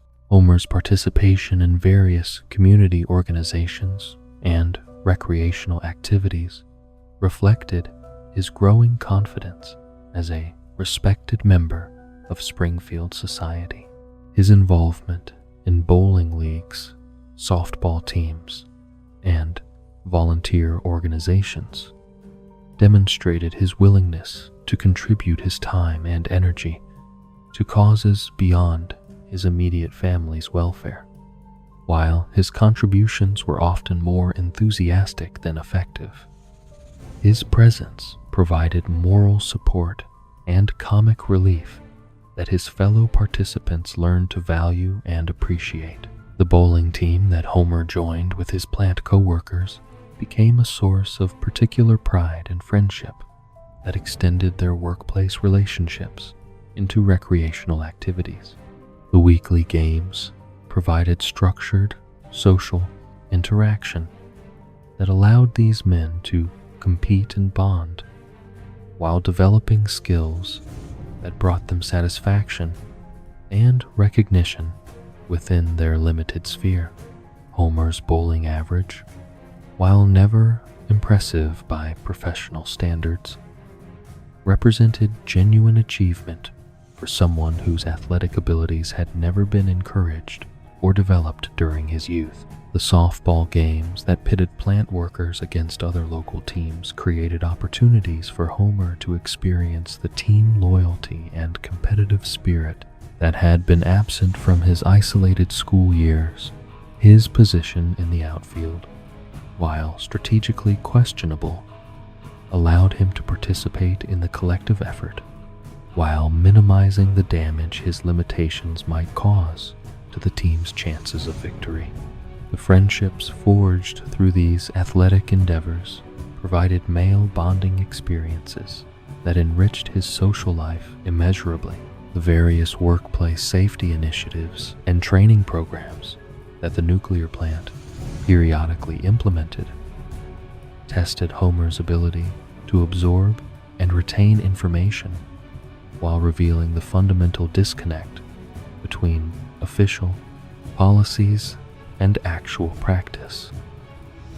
His attendance at these sessions, while physically present, rarely resulted in improved understanding or behavior modification, yet somehow his continued employment and unblemished safety record suggested that conventional training methods might be less important than previously believed.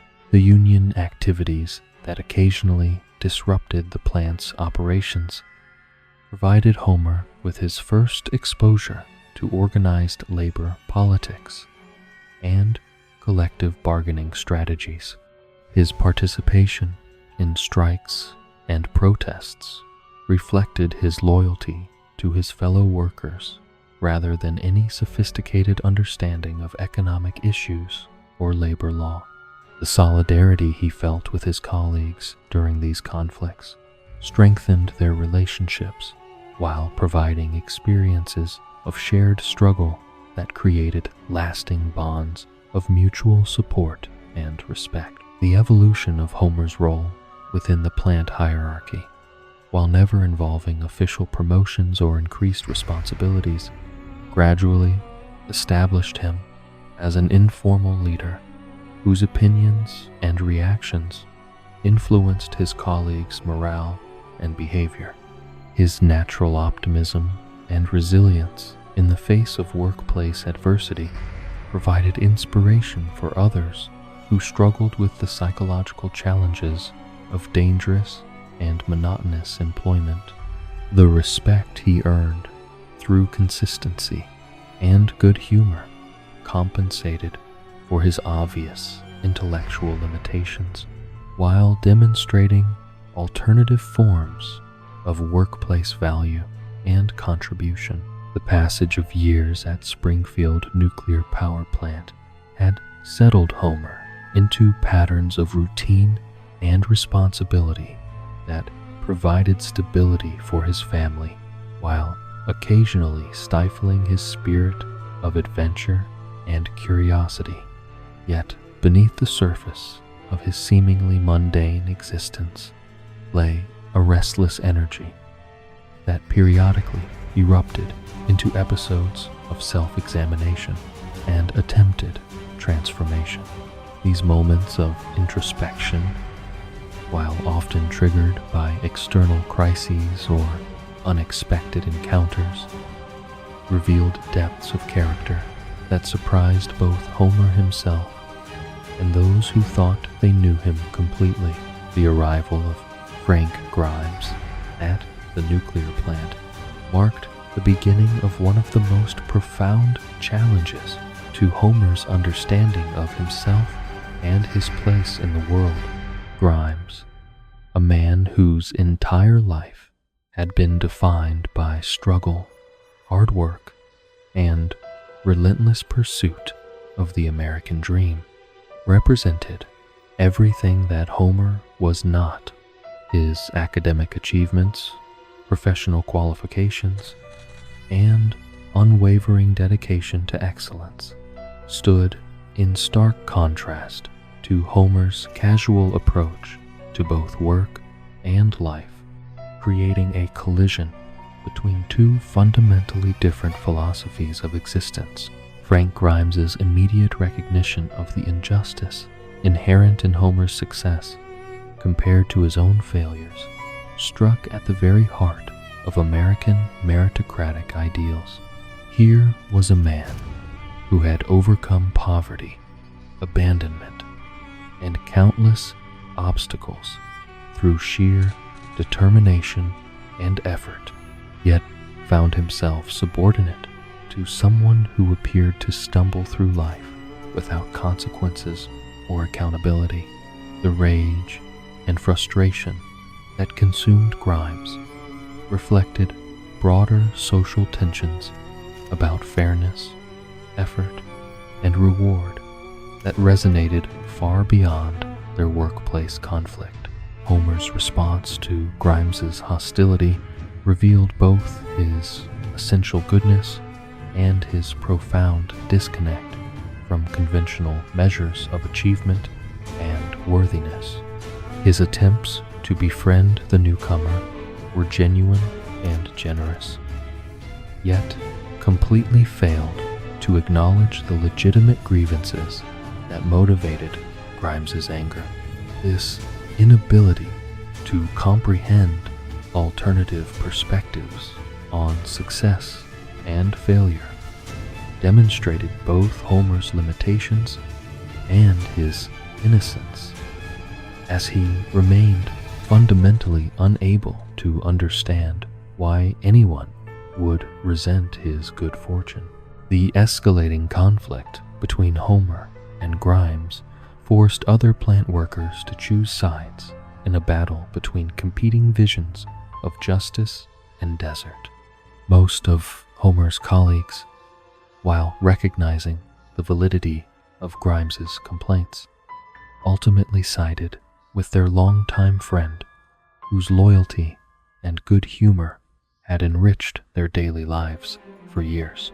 This support reflected not just personal affection, but recognition that Homer's presence made their difficult jobs more bearable, regardless of his questionable qualifications or work ethic. The tragic conclusion of Frank Grimes's story served as a sobering reminder of the psychological costs of perfectionism and the dangers of defining self-worth entirely through external achievement. His complete mental breakdown and eventual death represented the ultimate failure of a worldview that could not accommodate the apparent randomness and unfairness that characterized Homer's charmed existence. The lesson was clear, yet disturbing. Sometimes the meritocratic system failed so completely that those who followed its rules suffered, while those who ignored them prospered. Homer's reaction to Grimes's death revealed his capacity for genuine grief and self-reflection, even when the deceased had actively despised him. His attendance at the funeral and obvious sorrow demonstrated that he had recognized Grimes as a worthy person deserving of respect, despite their fundamental incompatibility. This ability to separate personal animosity from basic human decency reflected moral sophistication that his critics often failed to recognize or acknowledge. The period following the Grimes incident marked a time of increased introspection for Homer, as he grappled with questions about merit, luck, and the fairness of his generally successful life. While he lacked the analytical tools to fully understand the broader implications of their conflict, he sensed that something important had been revealed about the nature of success and failure in modern America. This awareness, while not leading to dramatic behavioral changes, added depth to his understanding of himself and his relationships with others. The discovery of the crayon lodged in Homer's brain represented perhaps the most significant moment of self-discovery in his entire life, offering both explanation for his limitations and the tantalizing possibility of transformation. The medical team that identified this foreign object during routine testing provided him with scientific validation for what many had long suspected, that his intellectual capabilities had been artificially constrained by physical damage rather than natural limitation. This revelation reframed his entire life story, from one of inherent inadequacy to one of accidental impairment. The decision to undergo surgery for crayon removal reflected Homer's courage in facing the possibility of fundamental change to his personality and capabilities. The medical team's warning that the procedure could result either in dramatically increased intelligence or immediate death presented a choice between accepting his current limitations and risking everything for the chance at intellectual growth. His willingness to take this gamble demonstrated both his dissatisfaction with his current state and his fundamental optimism about the possibility of improvement. The period of enhanced intelligence that followed the successful surgery provided Homer with his first experience of seeing the world through the lens of dramatically increased cognitive ability. His IQ jumped from 55 to 105, while still leaving him in the average range rather than making him a genius, nevertheless represented a revolutionary change in his capacity for analysis, comprehension, and logical reasoning. The transformation affected every aspect of his daily life, from his work performance to his relationships with family and friends. The intellectual awakening that accompanied his enhanced mental capacity allowed Homer to finally understand concepts and connections that had previously remained beyond his grasp. His ability to read complex materials, analyze problems systematically, and engage in sophisticated conversations opened up entire worlds of knowledge and experience that had been closed to him throughout his life. The joy of discovery and learning that characterized this period provided him with a glimpse of what his life might have been under different circumstances. His improved work performance at the nuclear plant during this period of enhanced intelligence resulted in his first thorough safety inspection and comprehensive report on the facility's numerous violations and dangerous conditions. The document he produced demonstrated not only his increased analytical abilities, but his genuine concern for the welfare of his colleagues and the broader Springfield community. The report's meticulous detail and accurate assessment of risks revealed the kind of employee he might have been if his cognitive abilities had never been impaired. The relationship between Homer and Lisa during his period of enhanced intelligence provided some of the most touching moments in their shared history. For the first time, he could fully appreciate her exceptional intellectual gifts and engage with her interests at a level that satisfied her need for stimulating conversation and paternal understanding. Their visits to the library together and discussions of complex topics created bonds that would persist even after his intelligence returned to previous levels. The social consequences of Homer's intellectual transformation proved far more challenging than he had anticipated. His newfound ability to recognize and articulate the problems in his community, workplace, and relationships created conflicts that his previous ignorance had allowed him to avoid. The safety report that resulted in mass layoffs at the nuclear plant made him deeply unpopular among his former friends and colleagues, who found themselves unemployed as a direct result of his newfound competence and conscientiousness. The isolation that accompanied his intellectual enhancement forced Homer to confront the complex relationship between intelligence and happiness that philosophers had debated for centuries. While his enhanced cognitive abilities provided access to knowledge and understanding that enriched his inner life, they also created awareness of problems and injustices that his previous ignorance had mercifully obscured. The burden of seeing the world clearly proved heavier than he had expected, as increased intelligence brought increased responsibility and decreased peace of mind.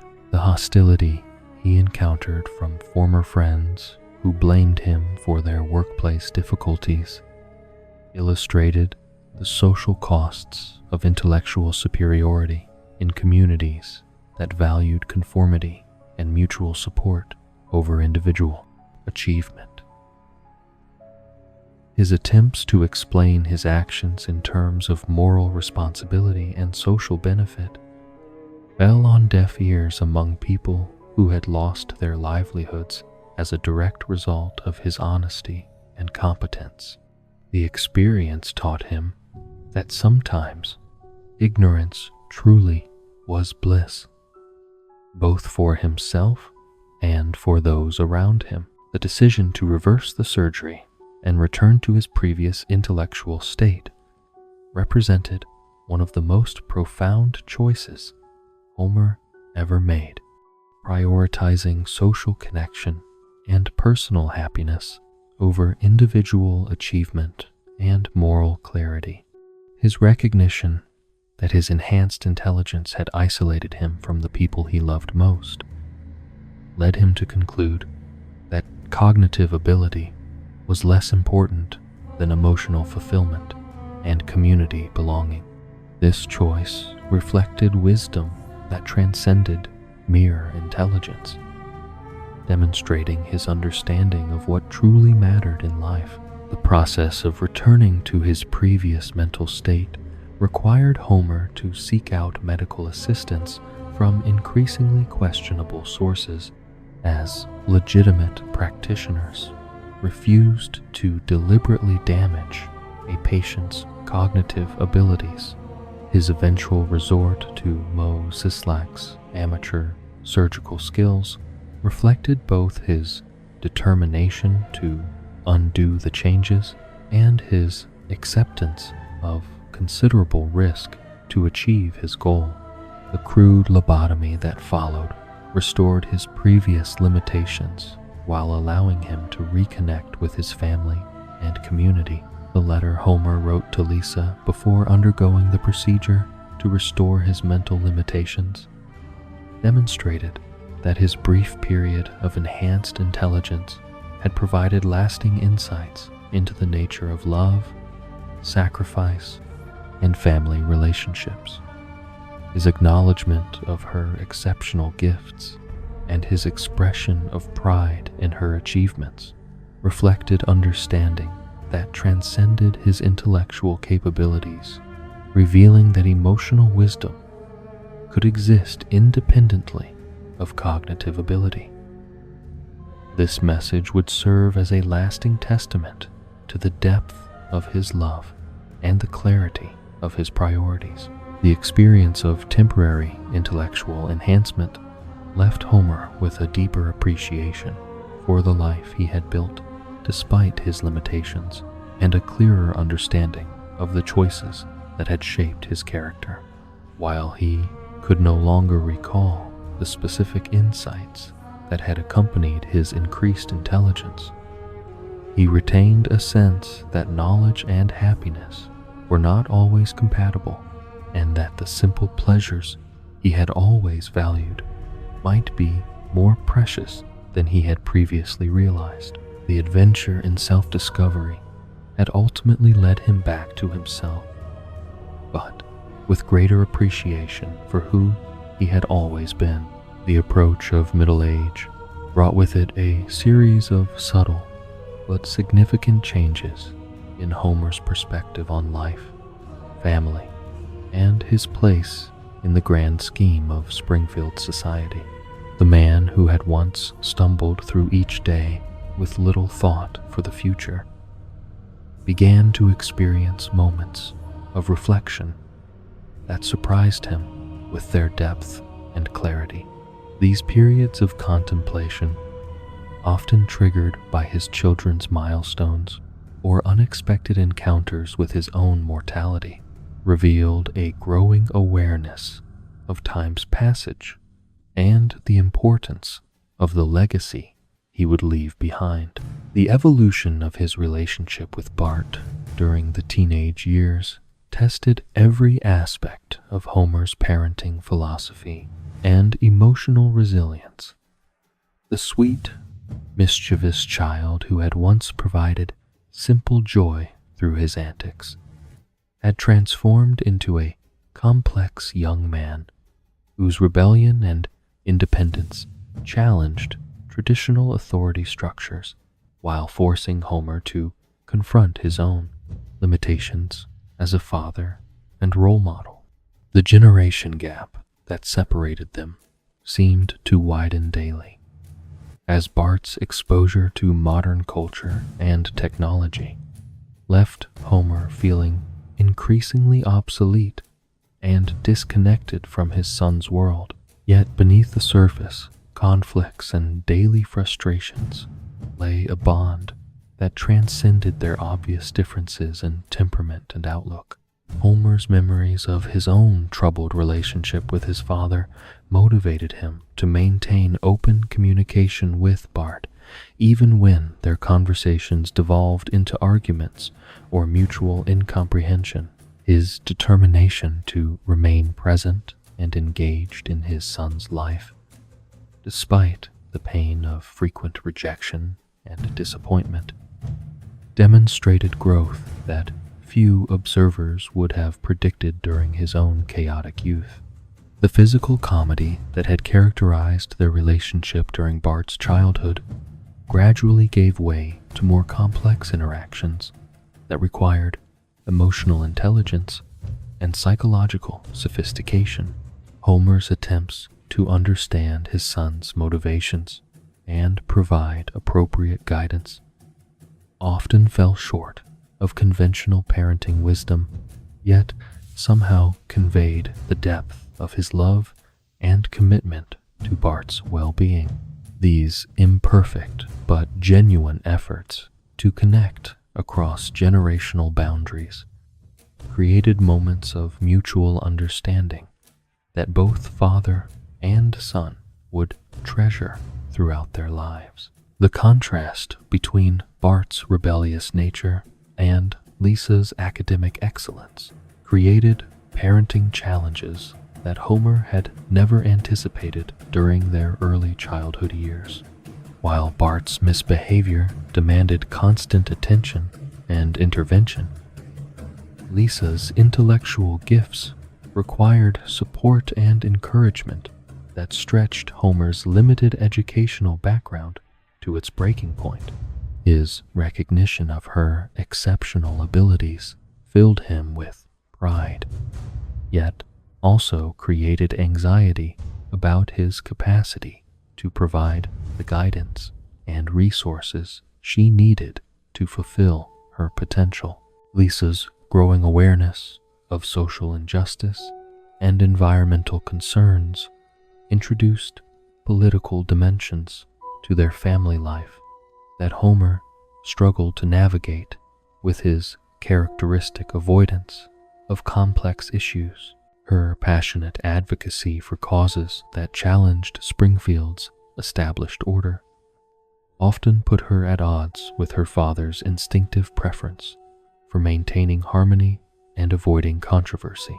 These conflicts forced Homer to examine his own values and priorities, while learning to respect his daughter's convictions, even when he couldn't fully understand or support them. The special bond between Homer and Lisa, forged during her early childhood and strengthened through years of shared experiences, provided both of them with emotional sustenance that transcended their intellectual differences. His attendance at her school performances, science fairs, and various competitions demonstrated unwavering support that meant more to her than any academic achievement or external recognition. The pride that glowed in his eyes during her moments of triumph provided validation that no teacher or judge could match. Homer's evolving understanding of Lisa's exceptional nature led him to make sacrifices that revealed the depth of his paternal love and commitment to her future success. His willingness to work overtime, take second jobs, or forego personal pleasures to pay for her saxophone lessons, advanced classes, and educational opportunities demonstrated that his love for her could overcome even his legendary laziness and selfishness. These acts of sacrifice, performed without fanfare or expectation of recognition, represented some of his finest moments as a father and human being. Maggie's development from infant to toddler brought new dimensions of joy and responsibility to Homer's experience of fatherhood, as he discovered that his capacity for love and patience had grown with each child. The wordless communication that existed between them transcended conventional language barriers, creating a bond based on pure affection and mutual understanding. His delight in her smallest achievements and his protective instincts regarding her safety revealed the gentle side of his nature that emerged most clearly in his interactions with his youngest daughter. The daily routines of caring for Maggie provided Homer with opportunities for quiet reflection and simple pleasure that balanced the more dramatic challenges posed by his older children. The moments spent feeding her, reading simple stories, or simply watching her play offered respite from workplace stress and family conflicts, while reminding him of the fundamental joys that made all his struggles worthwhile. These peaceful interludes became increasingly precious as the pace of family life accelerated with each child's growing independence and complexity. Homer's relationship with Marge during this period deepened through their shared experience of raising three very different children while maintaining their own connection as husband and wife. The challenges of balancing individual needs with family responsibilities tested their partnership in ways that required constant communication, compromise, and mutual support. Their ability to present a united front during family crises while maintaining their distinct parenting styles demonstrated the maturity and wisdom that had developed through years of shared struggle and growth. The romantic spark that had originally brought them together evolved into something deeper and more sustainable as they learned to find intimacy and connection within the chaos of family life. Their relationship provided the stable foundation that allowed their children to explore their own identities and pursue their individual goals with confidence that their family would remain intact regardless of external pressures, internal conflicts. This security represented perhaps their greatest gift to their children and their most significant achievement as a couple. The neighborhood dynamics that surrounded the Simpson family continued to evolve as longtime residents moved away and new families brought different values and perspectives to Evergreen Terrace. Homer's role as an elder statesman among the remaining original residents gave him opportunities to mentor younger fathers and share the wisdom he had accumulated through years of trial and error. His advice, while not always technically sound, conveyed hard-won insights about the importance of presence, patience, and unconditional love in family relationships. The friendship with Ned Flanders matured into a complex relationship that encompassed rivalry, admiration, and genuine affection despite their fundamental differences in temperament and worldview.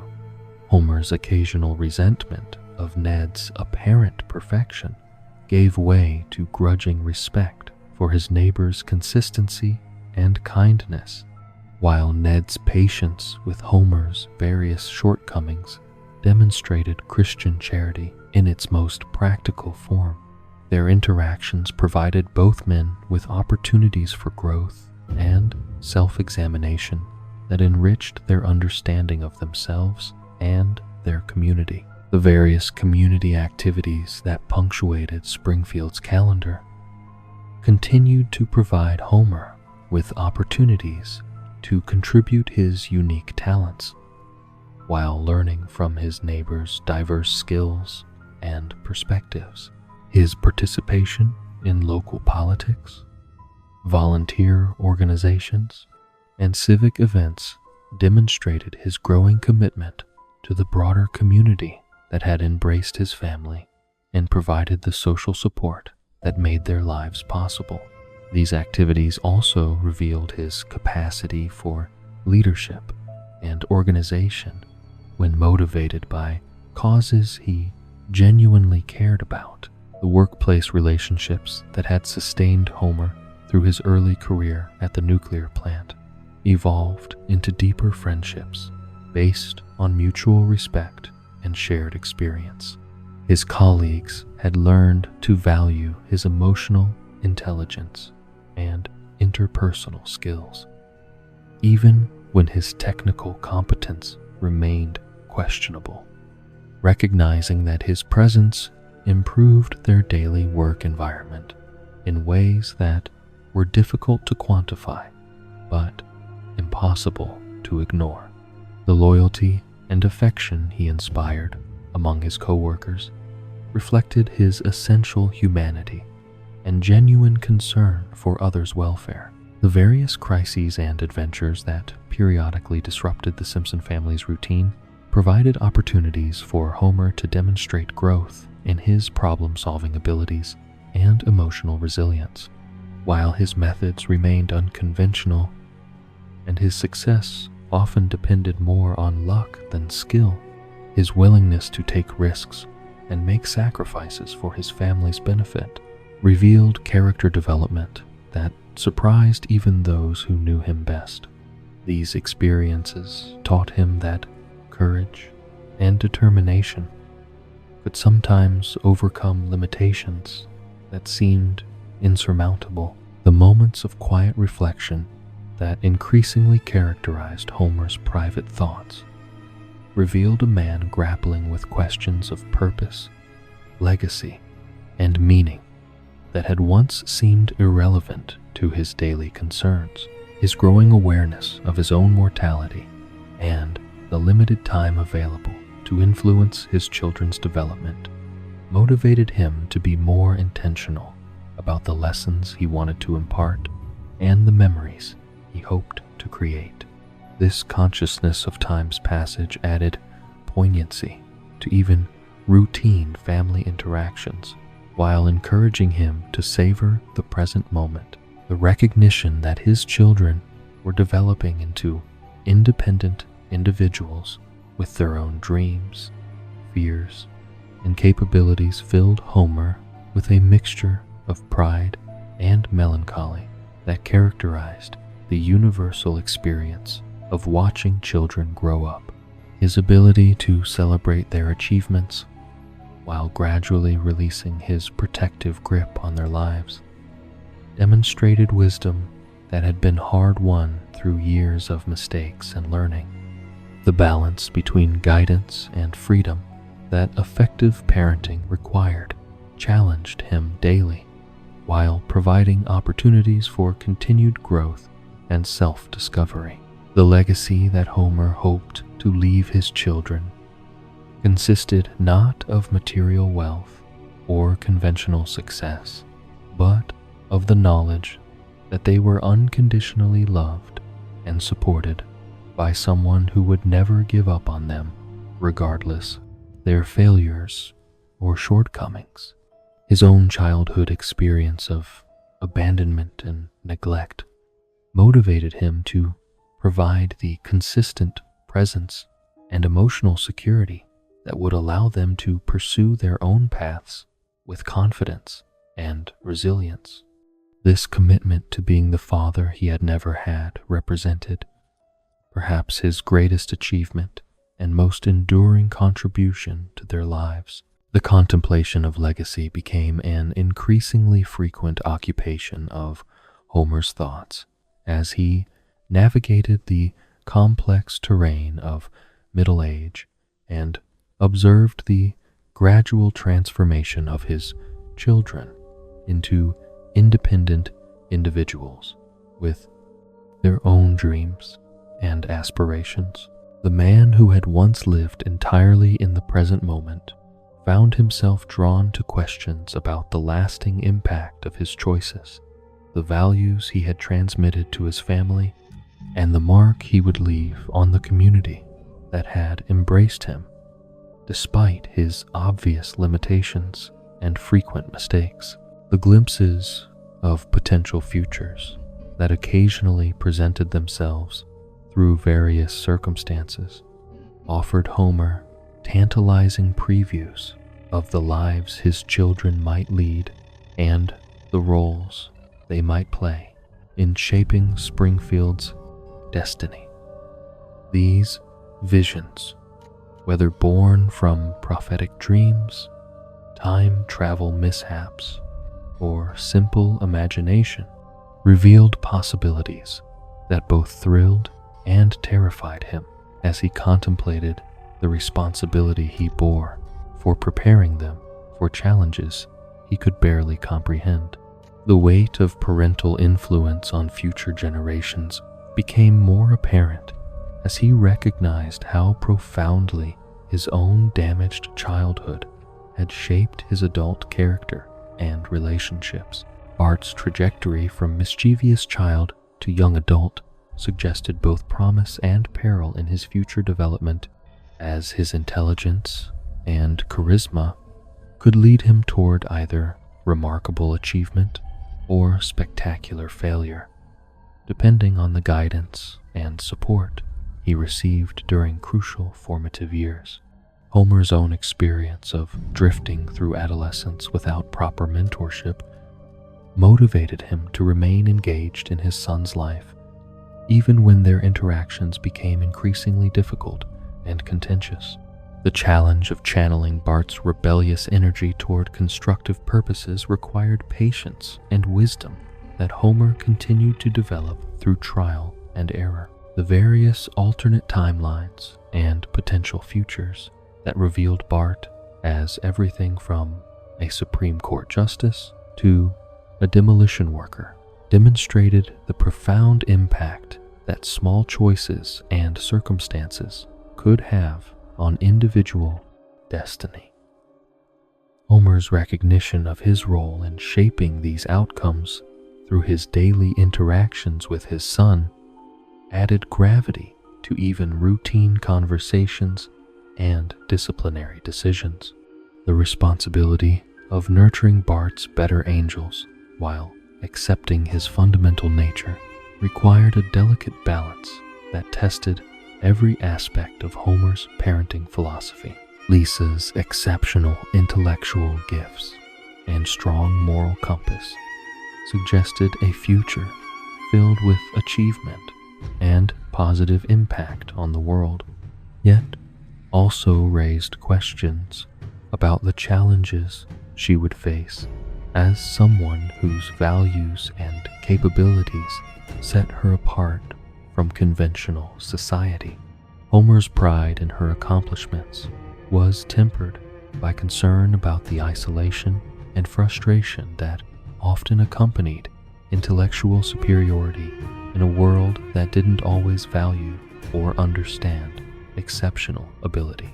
His efforts to provide emotional support while encouraging her pursuit of knowledge and justice reflected his growing understanding of what it meant to parent a gifted child. The potential futures that showed Lisa as everything from President of the United States to a struggling musician demonstrated that even exceptional talent required nurturing, opportunity, and favorable circumstances to reach full fruition. Homer's commitment to supporting her dreams, regardless of their practicality or his ability to understand them, represented a form of love that transcended his own limitations and prejudices. The sacrifice required to provide opportunities for someone whose potential far exceeded his own comprehension challenged him to grow beyond his natural boundaries and comfort zones. Maggie's development, while still in its earliest stages, already revealed glimpses of the personality and capabilities that would define her adult character. her obvious intelligence and sensitivity suggested that she would face many of the same challenges as Lisa, yet her different temperament and birth order would create unique circumstances that required equally unique approaches to guidance and support.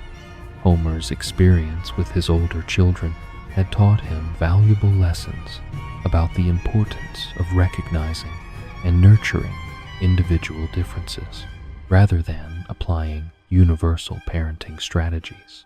The mysterious aspects of Maggie's character, including her occasional displays of knowledge and capability that seemed to exceed normal infant development, hinted at possibilities that both fascinated and bewildered her father.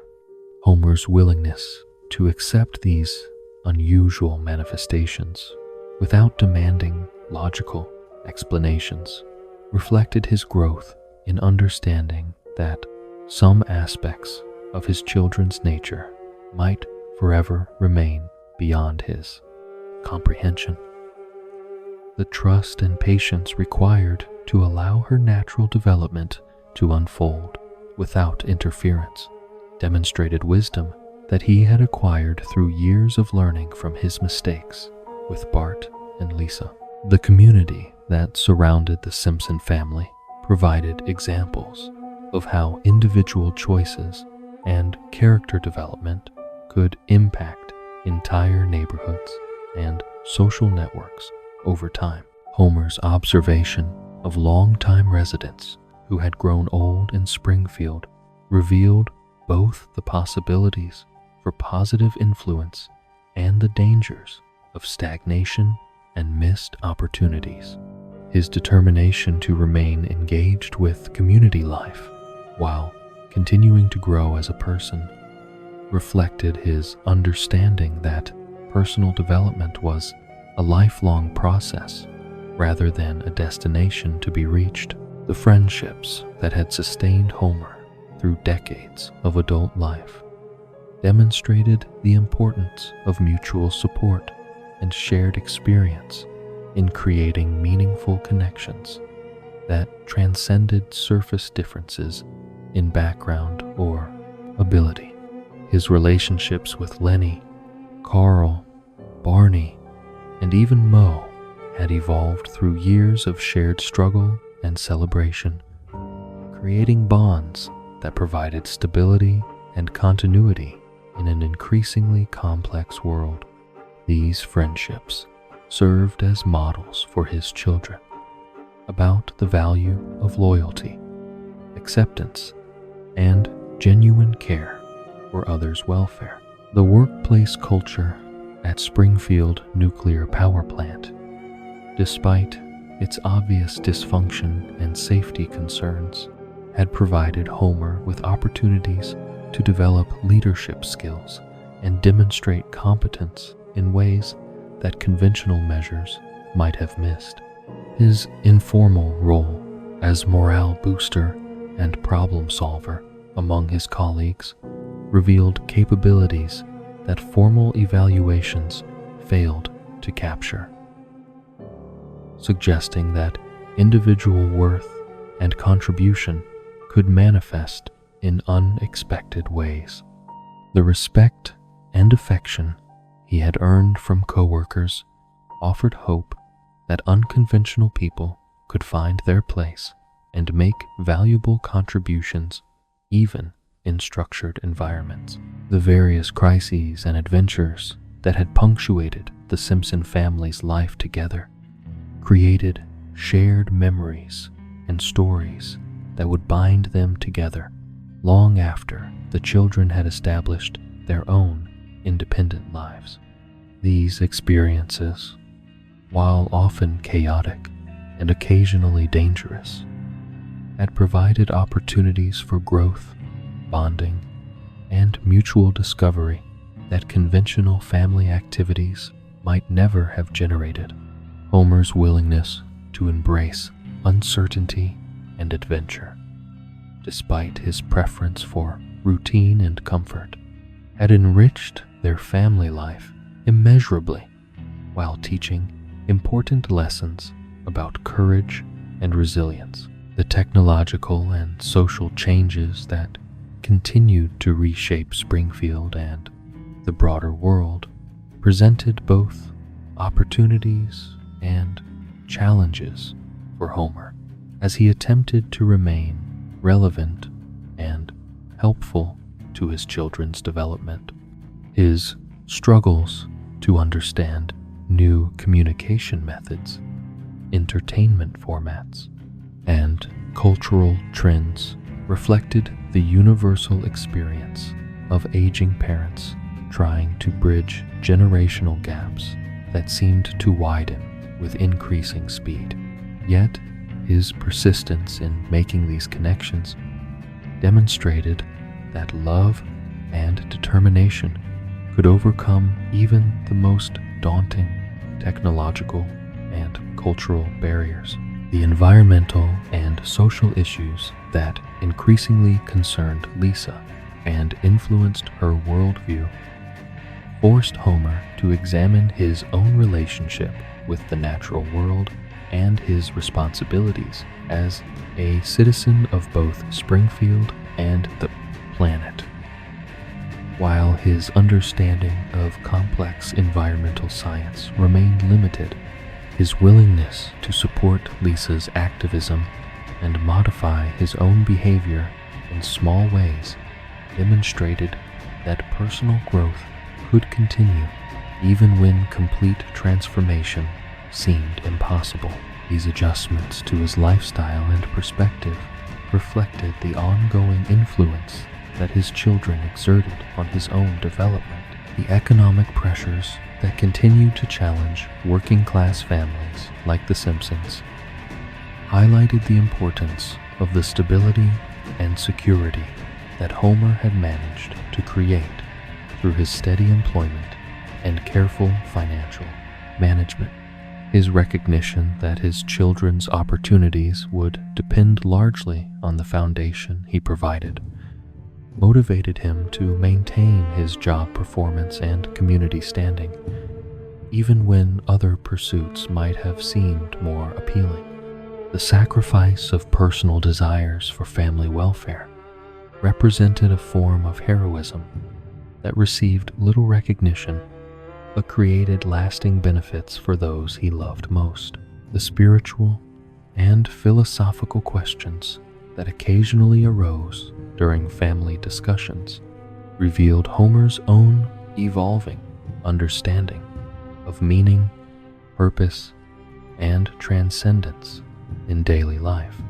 While his religious beliefs remained largely conventional and unexamined, his growing appreciation for the sacred aspects of family love and community connection suggested a deepening spiritual awareness that enriched his relationships and daily experiences. The wisdom he had gained through suffering, growth, and service to others provided a foundation for understanding that transcended formal education or intellectual analysis. The possibility that his influence might extend beyond his immediate family to affect future generations through his children's choices and values added weight to Homer's daily decisions and interactions.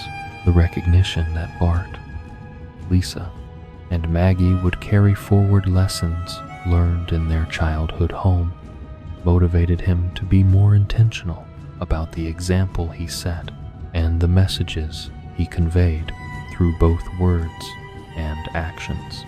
This consciousness of intergenerational impact transformed even routine family moments into opportunities for teaching and legacy building that would outlast his own lifetime. The measure of a man's life cannot be found in his achievements alone, but rather in the countless small acts of love, kindness, and connection that ripple outward through his community like stones thrown into still water. Homer Simpson's place in the fabric of Springfield's society transcended his obvious limitations and spectacular failures, revealing something profound about the nature of human worth and the unexpected ways that ordinary people can touch extraordinary numbers of lives. His journey from abandoned child to beloved community figure demonstrated that heroism often wears the most humble disguise. The transformation that had occurred over decades of family life and community involvement was visible not in dramatic gestures or public recognition, but in the subtle ways that Homer's presence had enriched the lives of those around him. His co-workers at the nuclear plant, despite their occasional frustration with his incompetence, had come to rely on his cheerful optimism and emotional support during difficult periods. The laughter he brought to tedious work days and the comfort he provided during personal crises created value that no productivity metric could capture or quantify. The neighborhood children who had grown up alongside Bart, Lisa, and Maggie carried memories of Homer's kindness and patience that would influence their own approaches to parenting and community involvement.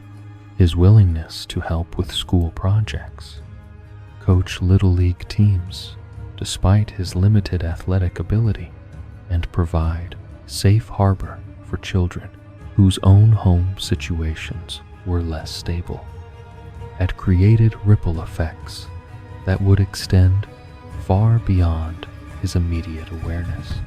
These quiet acts of service reflected the fundamental decency that defined his character, despite his many flaws and limitations.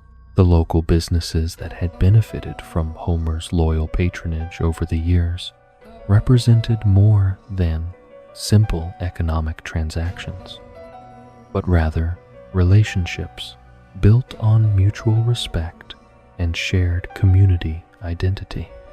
His regular presence at Moe's Tavern provided social connection for other working men who struggled with isolation and disappointment, while his enthusiastic support of local establishments helped maintain the economic foundation that kept Springfield's unique character intact.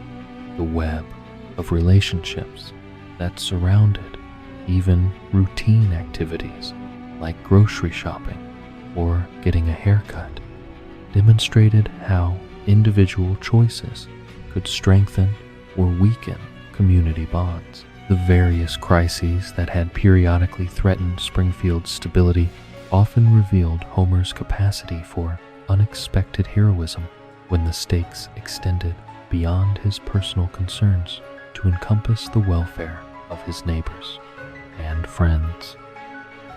His actions during emergencies, while rarely planned or executed with conventional competence, frequently provided crucial assistance or comic relief that helped the community navigate challenges that might otherwise have proven overwhelming. The courage he displayed when protecting others often exceeded anything he could summon for his own benefit.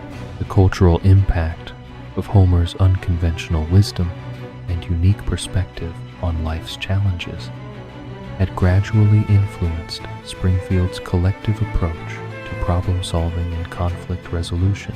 His ability to find humor in dire situations and maintain optimism in the face of overwhelming odds provided examples that helped others cope with their own difficulties and setbacks.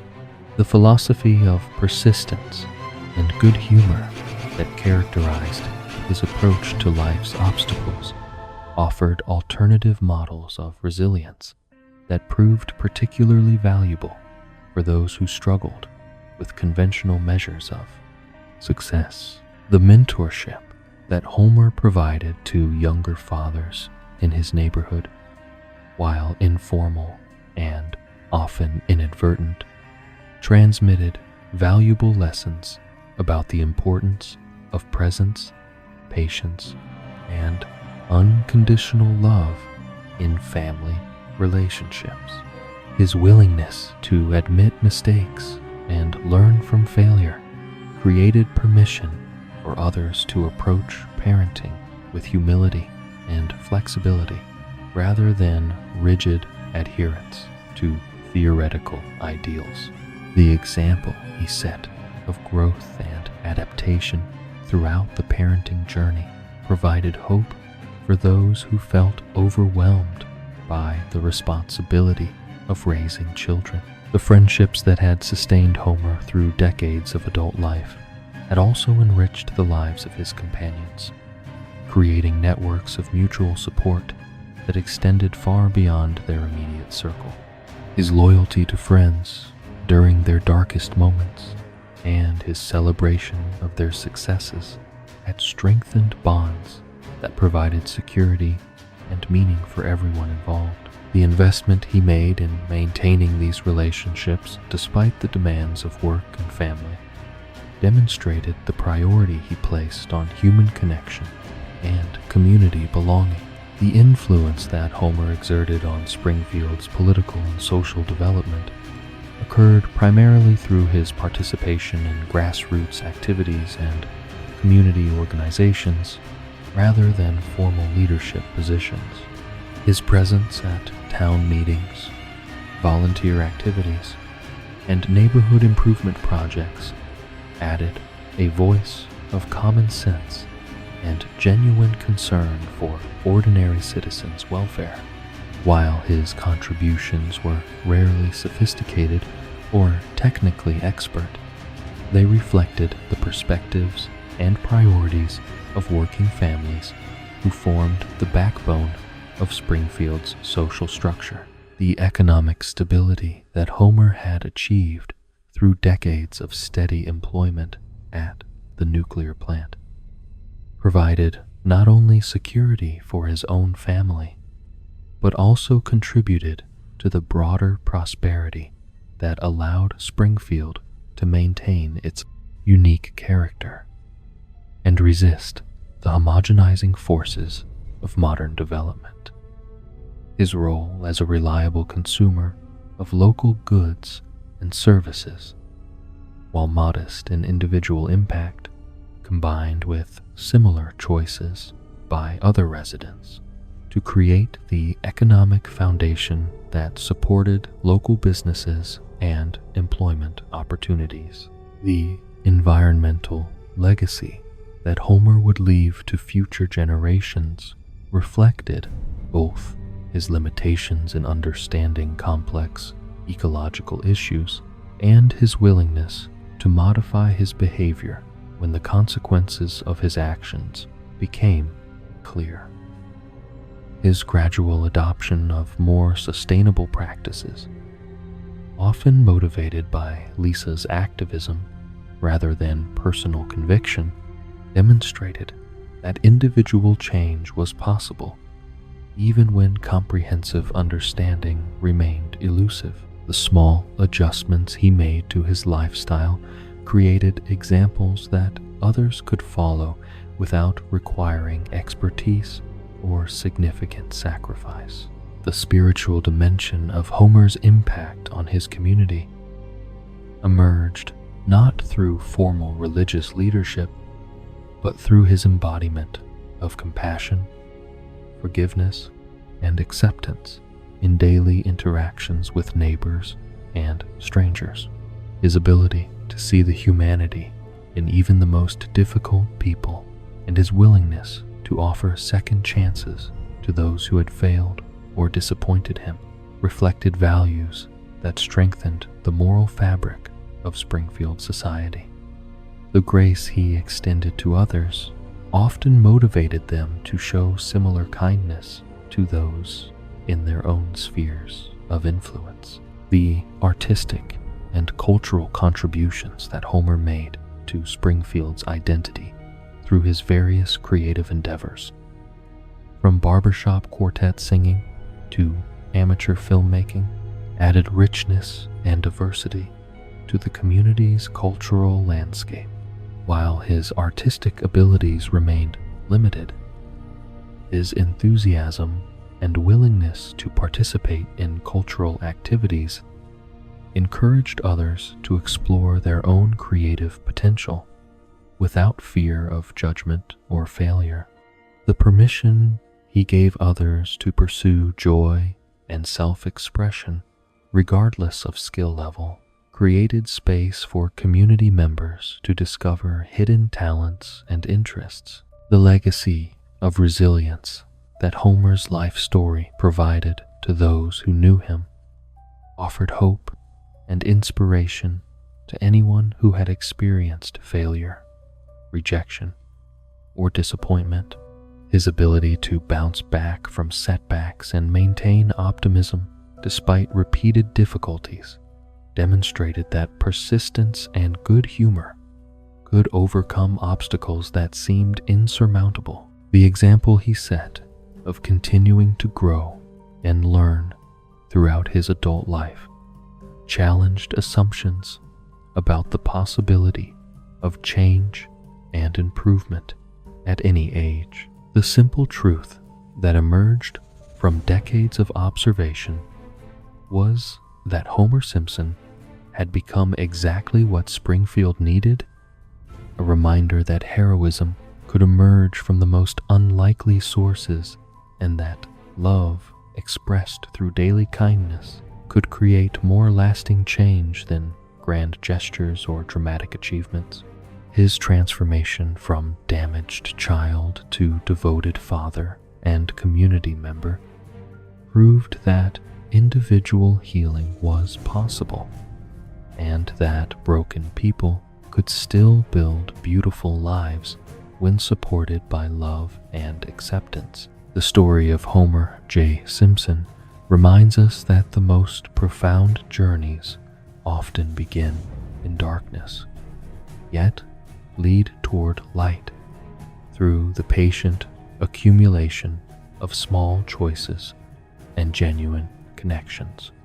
From the abandoned child who lost his mother to political idealism, through the struggling young man who nearly gave up on himself, to the devoted family patriarch who discovered meaning in daily acts of love, his life illustrates the transformative power of persistence, forgiveness, and hope. His legacy lives not in monuments or official recognition, but in the laughter shared around dinner tables, the comfort offered during difficult moments, and the countless small demonstrations that ordinary people possess extraordinary capacity for growth and grace. The man who once felt worthless and forgotten became the anchor for 3 remarkable children and the heart of a community that embraced his imperfections while celebrating his essential goodness. In the gentle rhythm of Springfield's daily life, where neighbors know each other's names and families gather for simple pleasures, Homer's story continues to unfold. His journey teaches us that healing from early wounds is possible, that love can indeed conquer limitation, and that the measure of a life well lived lies not in perfect achievement, but in the willingness to keep trying, keep loving, and keep believing in the possibility of tomorrow's joy. Rest now in the knowledge that such ordinary magic exists, and that every day offers new opportunities for connection, growth, and the quiet heroism of simply caring for those around us.